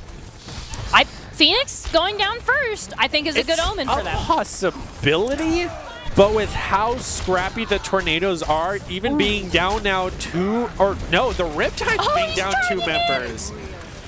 Reinhardt is charging in your spawn doors, hoping to get some eliminations. He's not able to find any so far. Moira's on the high ground, safely there to kind of like help her Reinhardt. They get him back out. I think the Tornadoes, they're very coordinated in their aggression, because you saw that Reinhardt charge in and they were all immediately with him. Yeah, Gambler doesn't really favor the aggressive comp of the Tornadoes with a double sniper. They just have to play in the line of sight. He does get eliminated there, but trades out. Panda, you're a support player. Why do you have 2 eliminations back to back? Riddle me this. Battle Moira, as the fight still begins, the Tornadoes are playing a game of keep away with the Riptides, a very dangerous one with Fulcrum, as they will be taken weak, given a little bit of overshield. Echo's going to peek the Hanzo, and actually it's not Doomfist that ends up taking them down just because they couldn't get that peek. Mapsy's still looking for your Ashe, but the ball on him is going to distract him a little. He's unable to get that elimination, but the Tornadoes are still, now, they're Reinhardt, Gambler is back on the Monkey instead of the Reinhardt, as this fight doesn't even feel like a fight. They're just in their spawn doors. This isn't one single fight. This is spawn camping. This definitely feels like a quick play match, because if you look at the team composition of the Riptides, they have a sniper with an Echo Mercy and a Zenyatta. So they don't have a main heals. They have a dedicated pocket healer. They have a kind of tanky sit on car Sigma, and then Frozen Phoenix on the Wrecking Ball, who just goes around and has fun. So they are not playing together whatsoever. It seems that they want to do kind of a pseudo like 3-and-3 push, but they need to go for a 6-and-6 push here because the Tornadoes are beating them out on individual skill.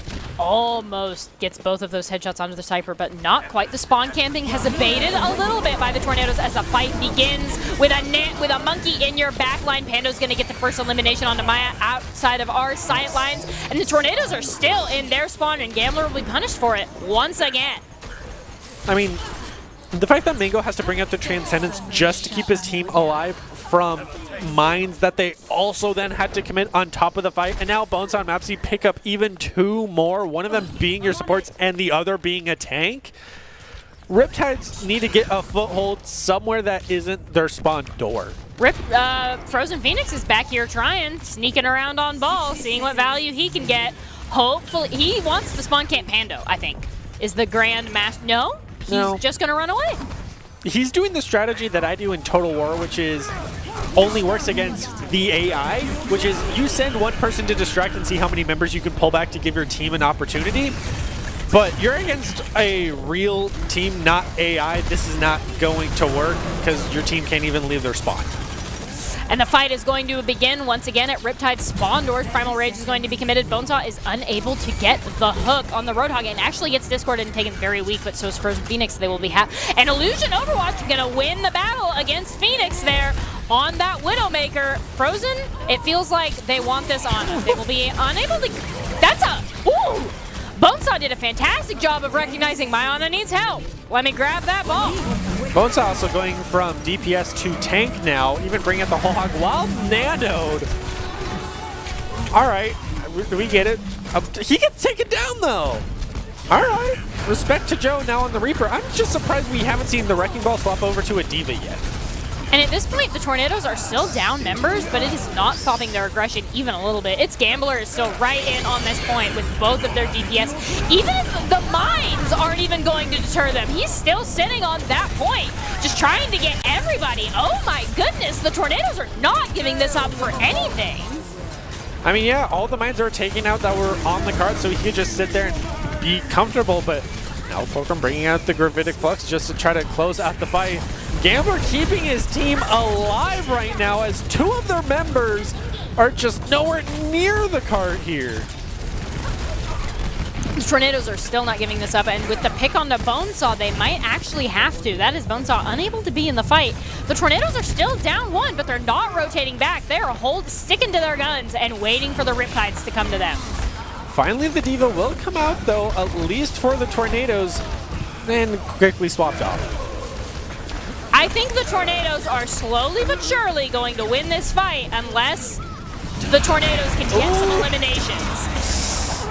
Tank down, but you lose main support, so wasn't really that much of a gain as now Joe's down to 12. The card can only heal you so much. Trading is actually in the Riptide's advantage, but they were unable to get Frozen Phoenix on that cart to really take advantage of some of those trades. So that is round one. Riptides were unable to get first point.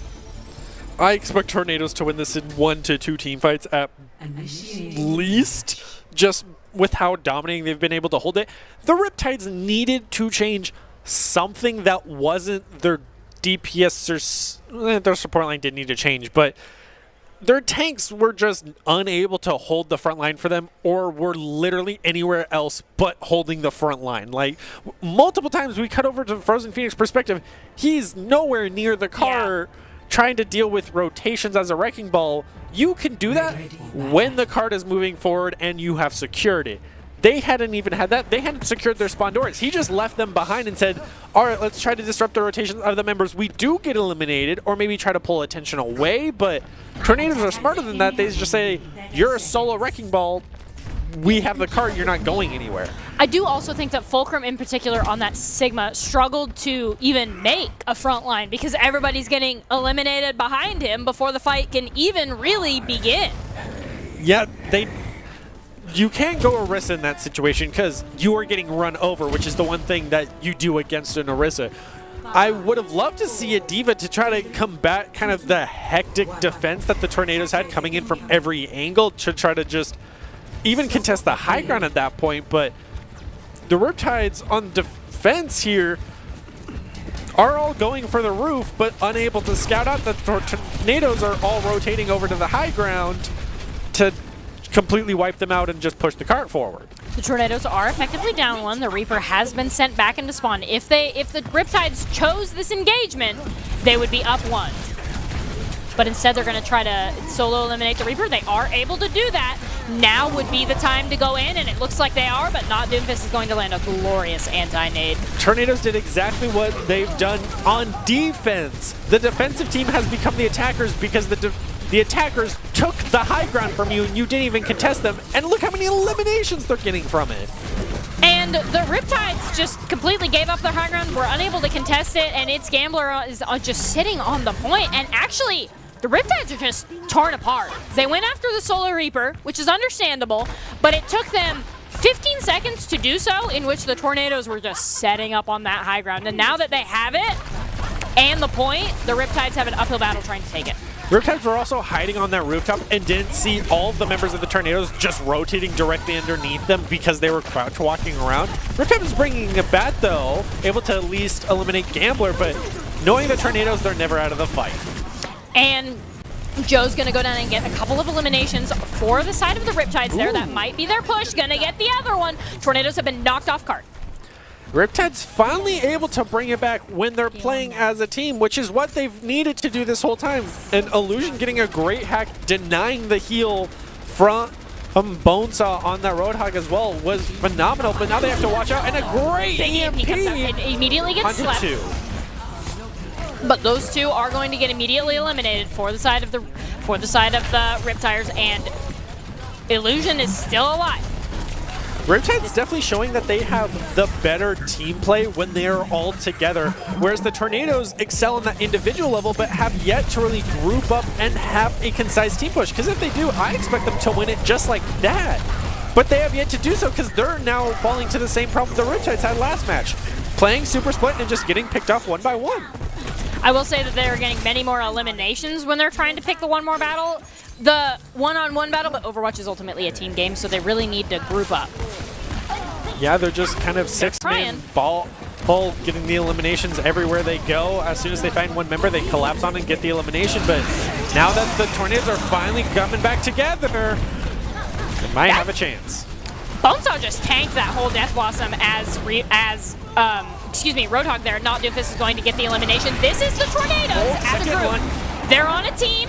They're a team. They're doing things together. They're getting the eliminations together. And Joe is being forced. The remaining members of the Riptides are being forced to retreat, but they don't have the space to retreat. They need to get right back in the fight immediately. And it looks like they're trying to do that, but Maya's going to get eliminated. And now it is just Joe 1v6 to see what they can do. He'll be able to stall for a second. A couple seconds as long as Ray's form lasts. Yeah, he also had 34 health, so literally like a rock would take him down if you threw it at him, but the Riptides had a solid defense because the Tornadoes were playing pretty terribly of just saying, everyone go have fun in your 1v1s. And then they finally had a concise team push and win the match, which shows you that as soon as once it's team versus team, Tornadoes take it. When the Riptides were team versus one, of course they win that, which is how they were able to last as long as they were because Tornadoes were just saying, we can win 1v1s, but they started playing together. So Riptides, hard loss, but you had good moments. Want to be seen by expert college recruiters? Talk directly to esports industry insiders like pro athletes, team general managers, and game producers? Then join the club. Esports Tower players get insider access to industry insights, and with our featured rumbles, recruiters are taking notice too. It's a great way to score exposure if you're looking to start your path to pro or land a collegiate scholarship. Excuse me. Reach out to them at esportstower.com.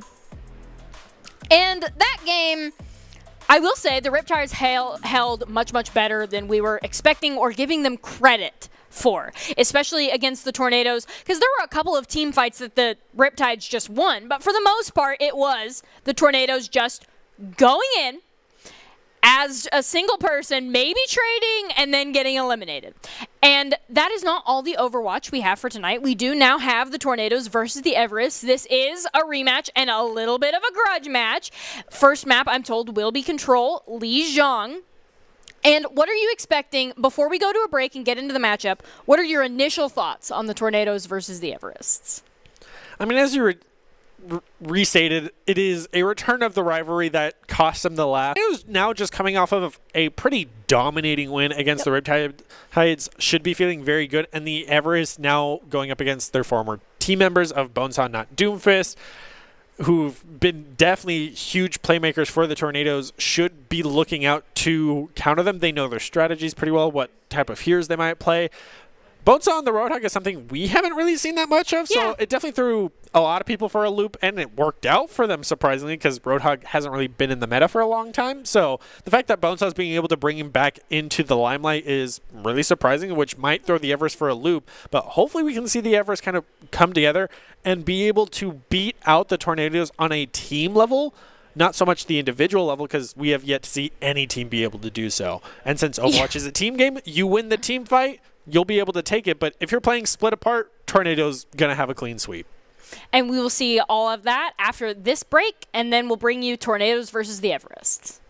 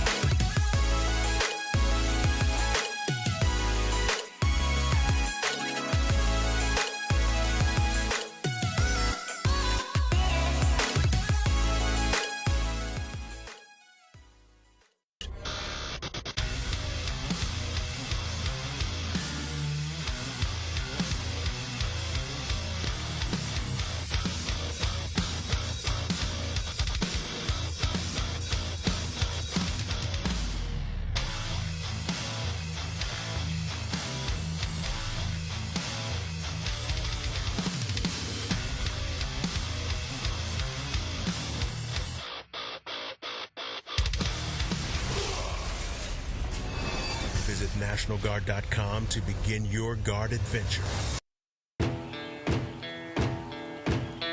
Here are a couple lessons I've learned over the years. Friendships come in all shapes and sizes. And always buckle up. Seatbelts save lives. That's a rule we can all live by.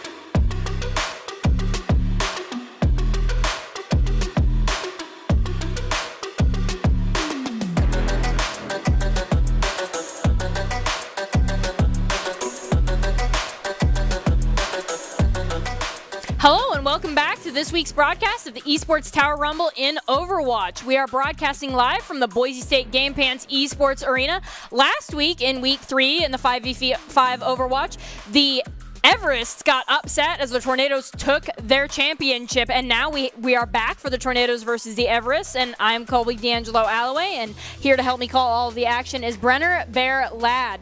And so what strategy are the Everests? So the Everests lost, right? After being the reigning champions. So in order for them to try to take back the Tornadoes, what strategies do you want them to run? Well, kicking things off on Lijiang Tower, I would expect them to run the Sim Brawl Bastion, get on point first, hold it, be that dominating team play, because they need to play as tightly and as concisely as they can to take on the Tornadoes, who have been the dominating individual skill team. Having the Everests had their roster change up, and now two of their best players now on the side of the Tornadoes has definitely cost them. But hopefully after having a week to play together, regroup, learn how they can play together as a team, we can see them come back and win that team level, because they were always good on the individual level. But as I mentioned, they lost two of their best players, of not Doomfist and Bonesaw, now on the Tornadoes, which has cost them. So losing the individual skill is where you need to improve the team level, which is something they were good at. They just couldn't be bested at the teams who were there currently. But now that the roster has changed up multiple times, new teams have been formed, it has hurt them, but I think they can come back. So team play is where I want to see them excel here.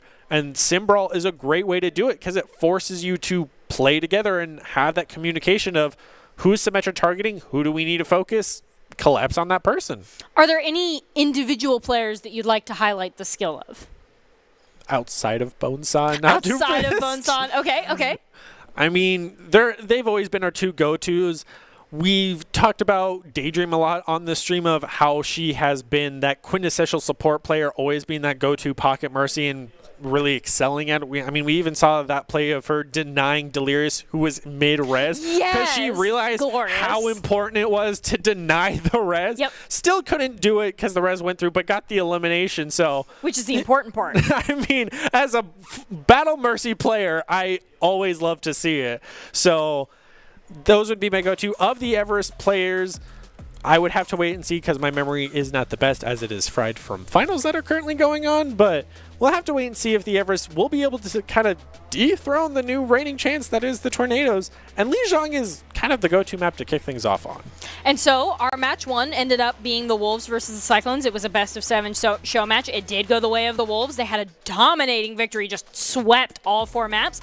Match 2 was if it's possible, even less close, as the Tornadoes just absolutely took it out on the Riptides, and now we're Tornadoes versus the Everest. We're expecting this to be a much more even matchup than some of the other matchups that we've seen tonight from the Esports Tower Rumble. And another quick reminder, we are back to 6v6 still in this Week 4 Overwatch Rumble, and the Tornadoes and the Everest have a lot of history. So we will be going to Doc's keys to the game, which will specifically help all of these players, which in Overwatch means never take a fair fight, which means take fights in unexpected places when they're unprepared, and tempo, tempo, tempo. And Doc's keys to the game are presented today by Esports Tower. Score pro advice at esportstower.com. Improve your game sense, improve your team play, and improve your performance under pressure. You'll get matched with great players and professional coaches to help you rank up. And with that, it is time for our Week 3 Grand Finals rematch between the Tornadoes and the Everest. Will the Tornadoes continue to dominate? If the Tornadoes win, they are guaranteed a spot in the finals for next week, which would be the Week 5 Rumble.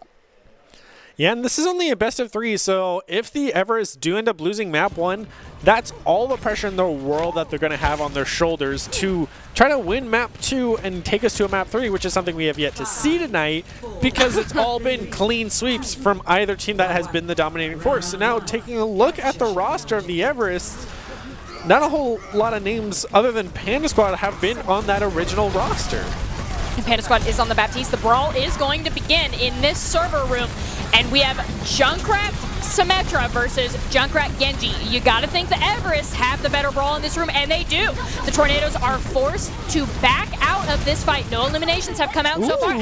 Right as I say that, Bonesaw's gonna get one onto the Symmetra, and now the Tornadoes are able to move back into the server room, which they are doing. They haven't found any eliminations so far, but they are still up one, and immediately after that, Panda Squad, that is fight cinched for the Tornadoes here.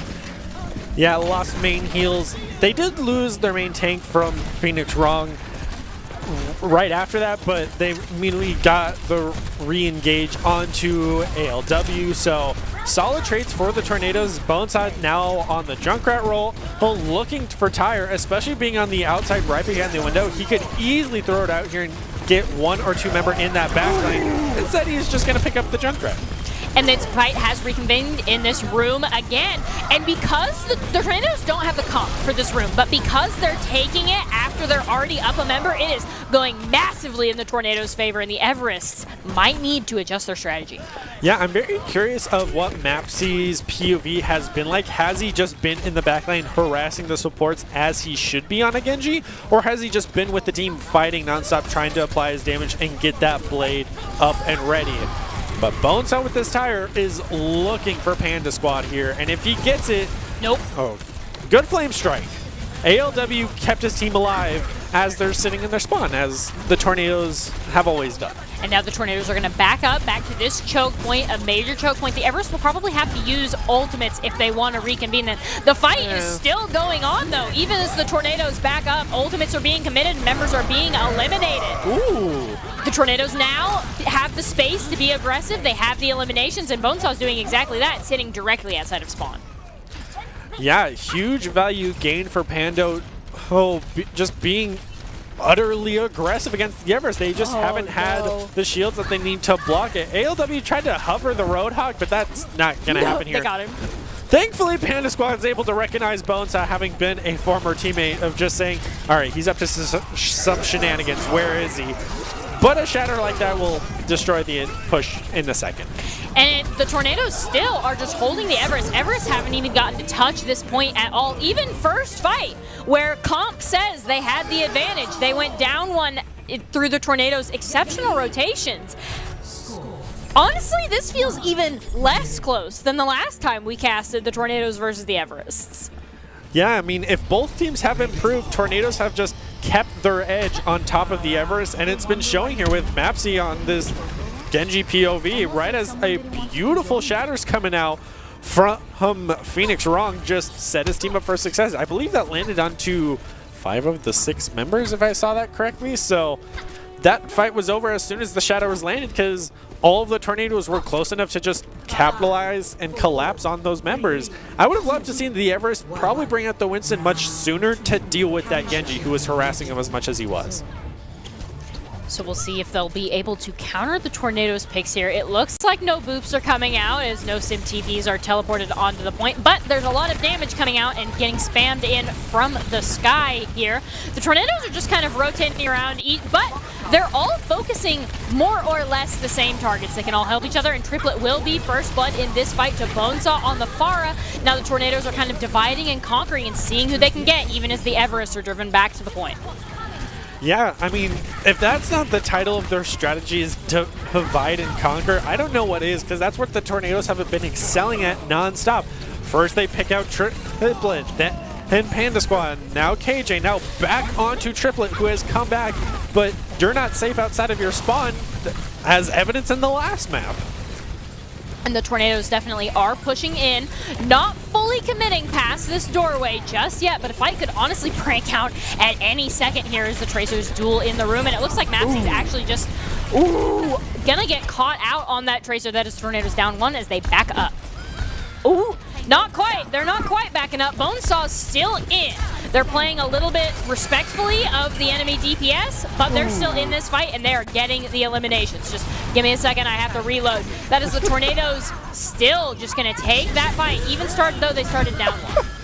That was a little bit personal from Bonesaw. Oh, there's a Diva retreating. Here, have a barrage to your face that you can even eat and deny, but just was unable to. Ooh, Bonesaw just very much having a feel that even without the Pocket Mercy by their side a lot of the time, and also the fact that Panda Squad was body blocking Pharah rockets for Avian, who was trying to get the med pack. Questionable decision being made. Tornadoes are down 2. This is the first good fight the Everests have had this map so far. Bonesaw is getting lasered out of the air. Will get taken out. That leaves its Gambler in a very awkward position without their Pharah. They will be able to get the res. However, the Tornadoes are still down, and they can't really commit to this fight with nothing more than a Farmer's and a Baby Diva. Yeah, able to win the 1v1 of the Tracers for KJ. I would hope to see the Pulse Bomb come out just to try to continue their lead forward, but they're winning the fight, and they finally cap the point, getting that 20% up. So Tornadoes getting a little bit overly aggressive there definitely cost them. But I suspect that if they regroup as 6, they'll be able to win this fight. He's going to come out. Huge playmaker. 2 members, both of the tanks of the Tornadoes. Now it is the Everests attempting to hold the Tornadoes in their spawn, and with the elimination on a not Doomfist, they can do it, but they're not taking the space just because of the amount of damage Bonesaw is doing on that Pharah. Yeah, huge barrage coming out, able to be mostly eaten up by the Diva, but the Pulse Bomb able to land on Denies it, as well as the self-destruct deny the res. Everest should be able to hold him here. And the Everests are wisely not pushing past this archway. They know what the Tornadoes can do. They're respecting their space to a certain extent, and the Everests still have a massive ultimate advantage. Yeah, this is something they need to utilize going into this next fight, especially with Avian playing a little bit cheeky and very far forward. They need to just take down this Ana. They should have hacked that Ana much earlier. They just let the Nana go out uncontested. And instead, they're going to just try to outright eliminate the Ana with after lasering down the Mercy. The Tornadoes are now the ones having a difficult time touching the point, and most of it is off the back of Avian on this Sombra, I want to say. And I also want to highlight Panda Squad on the Moira, just because that laser has been a deadly beam in the sky here as Panda Squad is going to go down. The Tornadoes are still in this. We thought they were out. They are still committing members to the point. They are still sitting on it, and with 96 and climbing, the Tornadoes have to. Yeah, sticking to the Avian POV of just teleporting back and forth between this med pack, even hacking the Baby Diva to deny the remake as she does have it online, but is unable to secure the elimination. Now Bones up picking up, that's main tank down. Tornadoes have a chance, now +2. Especially as the remaining members of the Tornadoes get onto the point, just as Avian had to disengage. Ooh, they are going to come back with EMP. We'll see if they're able to do anything, but no, they're just going to get eliminated. And honestly, an EMP would have been huge for them there. 63 and climbing now for the Tornadoes. Yeah, I do think Avian holding on to the EMP was both good and bad. They didn't have the members to probably get an elimination and swing the fight in their favor, but also would have been good because it could have kept you in the fight, built up. Well, they were already at 99, so it would have just kept you in overtime, so more bodies would have been thrown on the point, Tornadoes would have built up, so good that you held onto it and didn't use it.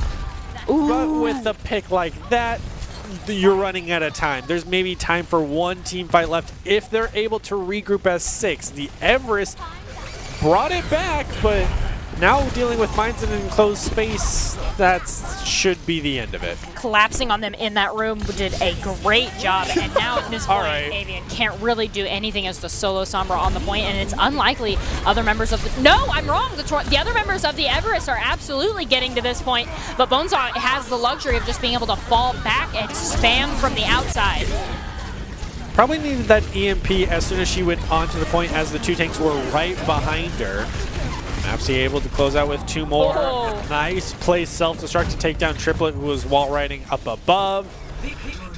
Tornadoes having a rough middle part for that map, but able to have a strong start and a strong finish. Just lost the middle as the Everest really brought it together toward in the center of that match, but at the end they just fell apart.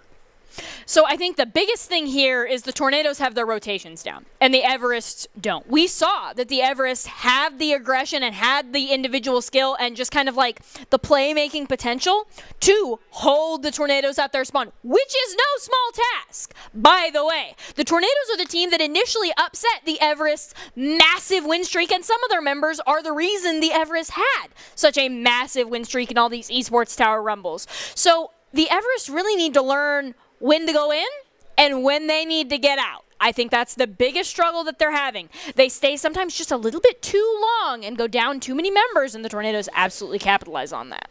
I also think it's a bit of an issue of possibly the self-confidence to win a 1v1 against a member of the Tornadoes, which is something we saw from Avian's perspective on that Sombra. They just watched the Ana by herself, no teammates in sight, nano somebody, and just sat there stealth. Like, you could have easily hacked and eliminated. It's just an Ana, and you're a Sombra. You should be able to capitalize that, and they just let it happen. Waited for the Winston to come flying in while Primal raged out of the team fight to help you eliminate the Ana, and then go back in. I would say that's a pretty glaring issue for the Everest, and what definitely cost them, because that's when they were absolutely excelling at holding the point, but that's where they started just falling off. So now heading over her to Escort, I would hope to see them be a little bit more aggressive here and tighter knit as a team. And the Tornadoes have absolutely no fear, so the Everests need to match that if they want to win against the Tornadoes in this grudge match. Bonesaw is getting a lot of spam, and actually an elimination almost comes out onto that Mercy. Not quite, though, but Avian's going to get the elimination on not Doomfist. The teams are even right now. This fight is a little bit spread out just because Bonesaw's in the sky, but it looks like it's going the way of the Tornadoes. Yeah, with Bonesaw picking up the 2 healers. Not quite. That might be it.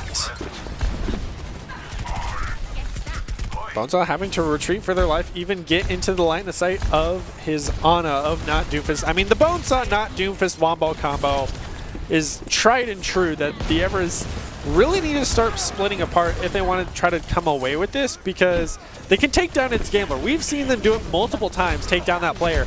But also look at how far the Everest have just pushed up the card. Oh my gosh. And actually, KJ and Avian are both new DPS for the side of the Everest, and they've been doing a phenomenal job, particularly Avian. Its Gambler is going to get punished for the res, but Bonesaw is still up in this fight, but is not doing a lot of spam. Pando just going to have to back off that point. Trying to hold back with 9 HP, unable to do so. The whole hog, able to take down at least Avian, but the cart was still secured as he got taken down by the Dynamite. Mapsy with the deflects, stalling for as long as he could, but Tornadoes, they're falling into the issue of kind of that quick play of, you know, we're great individual players, so let's just keep throwing our bodies at it, you know, trading out for at least one, but they have the Mercy res. So Tornadoes group up as a 6v6, you'll win the team fight, then probably win the map. That way you just have to hold them for 4 minutes and 30 seconds. But as soon as Everest get a pick or two, they win that fight and capitalize on having the numbers advantage. And because both the Tornadoes and the Everest are on the high ground, ALW is going to knock them all off, taking away the advantage that the Everest had. And they are even down one. The Tornadoes, excuse me. The Tornadoes are a massive disadvantage in this fight as they try to re-approach the high ground, even down one. I think the res is going to come out, be relatively uncontested, but Pando was just left alone in the Sigma ultimate in the sky. Blade is not getting the value that they need. Correction, it's getting one person, which is honestly pretty big in this fight, as back and forth as it is. Panda squad going down. It's going to be not very good. The Tornadoes, I think, actually have this, just because of those 2 eliminations there, and Bonesaw rounding it out with the 3rd. Yeah, they should be able to hold him here at the 2nd checkpoint. Was kind of waiting to see ALW dive off the edge to restart with the rest of his team rather than feed ult percentage, which is possibly a bit of a miss. Okay, there he goes. Goodbye. He still fed more ult percentage than he probably should have, but Style points. I guess? Do you want style points when you're suiciding off the edge? Jump I mean, off you're the just map. wasting time that Stylish. really the Everest can't afford to lose, especially when they're now going to have to defend against the Tornadoes in the coming round. So they need to get the car as fast as they can. And with a play like that from the Tornadoes, that could spell doom, and that's it. That is down one, and that is honestly fight over. You are absolutely correct. That initial elimination on the Mercy, not Doomfist, is the price, however. It was Mercy, then the Zenyatta, then your main tank. They're still trying to push the car, which is admirable, but they're not going to make it happen. Even committing their own pulse bomb to it was, unless you're swapping off, it was an overcommit. And as we go back into this, the fight isn't really starting. Ball is just kind of running around. Bonesaw's going to get caught out in rotations there, however. So the Tornadoes will be down one next engage. Yeah, Gambler trying to capitalize best on a Mercy with no aerials, just playing around Mapsy. Ooh, big hook. Great hook, should swing it. Whole hog, he should have been in on that Mercy. Should not have let her get that res. Is going to try to get the elimination there. And that is the Everest that have actually been split because of Phoenix wrongs. Whole hog. It looks like they will be unable to eliminate the Ashe, but the Everest are still falling back anyway. Yeah, with an elimination onto your secondary heals, and now ALW with being solo and with the anti on top of him, unable to heal.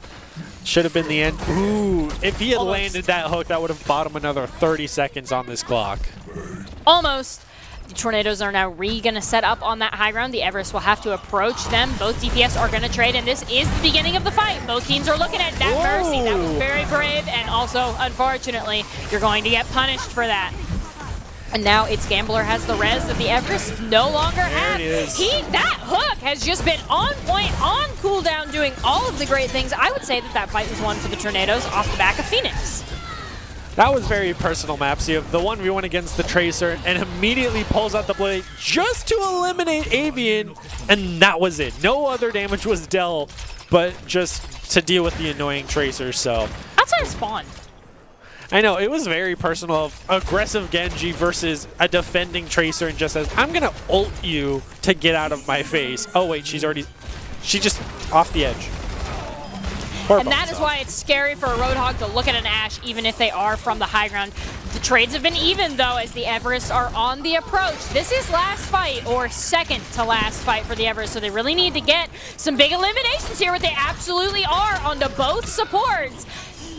Ooh, the break They comes in punish to the save the Genji. day. Pretty big. The Everest have a fight. They just need to be prepared for the Tornadoes respawns, which it looks like they were not, as Phoenix King is going to get some huge value. Yeah, the whole hog really just denying the push from the Everest.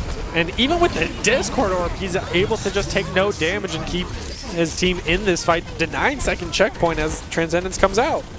Transcendence is going to enable them to retreat, actually. And after that, Genji is immediately going to get eliminated. The Everest weren't ready for the respawns coming out from the side of the Tornadoes. And as a result, these trades are coming out, and the Everest are slowly but surely losing this fight. Yeah, this Ana all by herself should lose this 1v1 against Avian, but Nope. not Doomfist is just that good, I guess, as the rest of his team's cleaning up the remaining members of the Everest. It's just throw your bodies on the car, and that should be it. First point went the Everest's way super quickly. Couldn't get there for second point. Yeah, they just got stalled out again and again and again.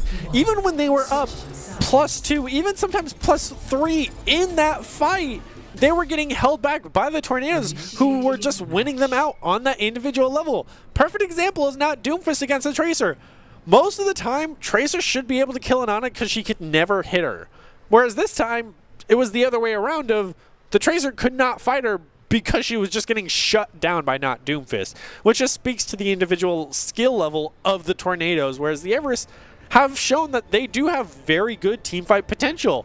It's just very hard for them to have a concise team push against the Tornadoes because they're always taking damage from every angle from this tiny little poke of Mapsy on the Genji poking your backline, which is why multiple DPS were taken out in rotations, and then supports would have to retreat and save them, like Panda Squad on the Brig. So Everest just having a real issue trying to have a clean rotation and team fight that stops, whereas the Tornadoes just want a non-stop brawl. Walk me through the Tornadoes' attack strategy here with the Bala Hog. I would assume it's very much the strategy they've been doing all map of harass as much as you can, split up the Everest, take those individual 1v1s, and that'll allow you to push the cart forward and win the fight, whereas the Everest need to stay as tight together as they can and not get picked off, and then they will win. They just need to go all out sustain here, whereas the Tornadoes kind of going for more of that pseudo dive of, you know, everyone pick your target, get the elimination, we'll win the fight. Everests are being forced to give up the high ground as they fall back, and the Tornadoes are main and first There it elimination. is. That's pretty big for the side of the Everest. The Tornadoes will likely have to play more passively. They're not interested in that, and as a result, they're going to lose another member, and their Roadhog might just get cornered in that room. It looks like nobody's after him thus far, however. They're on Bonesaw in the back. How did he get there? They're on attack. Soldier 76, baby. He's just running for days. And still has yet to be even been taken They're just down. gonna leave him there. They're just gonna leave him there as this next fight begins. And so far, Bonesaw actually can't see the fight. Is going to get the elimination on the Zenyatta. That's why you can't leave Bonesaw in your backline. And it looks like that Mercy's just gonna fly right through KJ. Okay. Oh my God! Finally manages to get them, but gets hooked for his efforts. And the Tornadoes, despite going down first because of Bonesaw in the back, it looks like they're gonna cap this first point. The 1v1 of the century between Bonesaw and Panda will get helped out. Oh, or no, it doesn't even get eliminated. ALW just has to back off. But now at this point, the Everest have a recontest, and with that whole hog, that would be very difficult. And the Nano Visor coming out onto you, Zenyatta, onto your backline. And that's it. Play of the game for Bonesaw? Without question. And, I mean, come on now. Play of the game for not Doomfist. That was a beautiful nano. Absolutely. Which allowed him to deal that much damage and get the eliminations as fast as he did. But Bonesaw just continuing his reign of terror with the help of Maps. The three members that were eliminated first by his nano visor that came back, pushed too far forward, ultimately did cost them. So No, he's behind them again as we get set up. It where looks he like excels. they need to either scout him out or eliminate him, and actually they're getting very, very close. Hopefully they communicated that he's there. It looks like it is. There was some follow-up damage. The Everest need to stabilize this next fight. Yeah, KJ finally able to land some of his arrows onto it, but they have 5 ultimates built up. Everest, where we need to see ultimate after ultimate start coming out here because you're about to lose with 4 minutes remaining. Well, that's down 1 there, ultimate. That's 1 fewer ultimate in their repertoire, but they still do have 4. With a massive purple coming out, they're down to now just 2 in the fight. 2 ultimates that they can use even as the Tornadoes continue to push this. The Everests now have 1 fight, if even that. If the Tornadoes pick them in rotation, they don't even get it. Yeah, I don't think they're getting to cart just yet. Finally, ALW is able to make it after the elimination onto Boneside. Now with the rally coming in, Everest have a chance if they don't get picked here.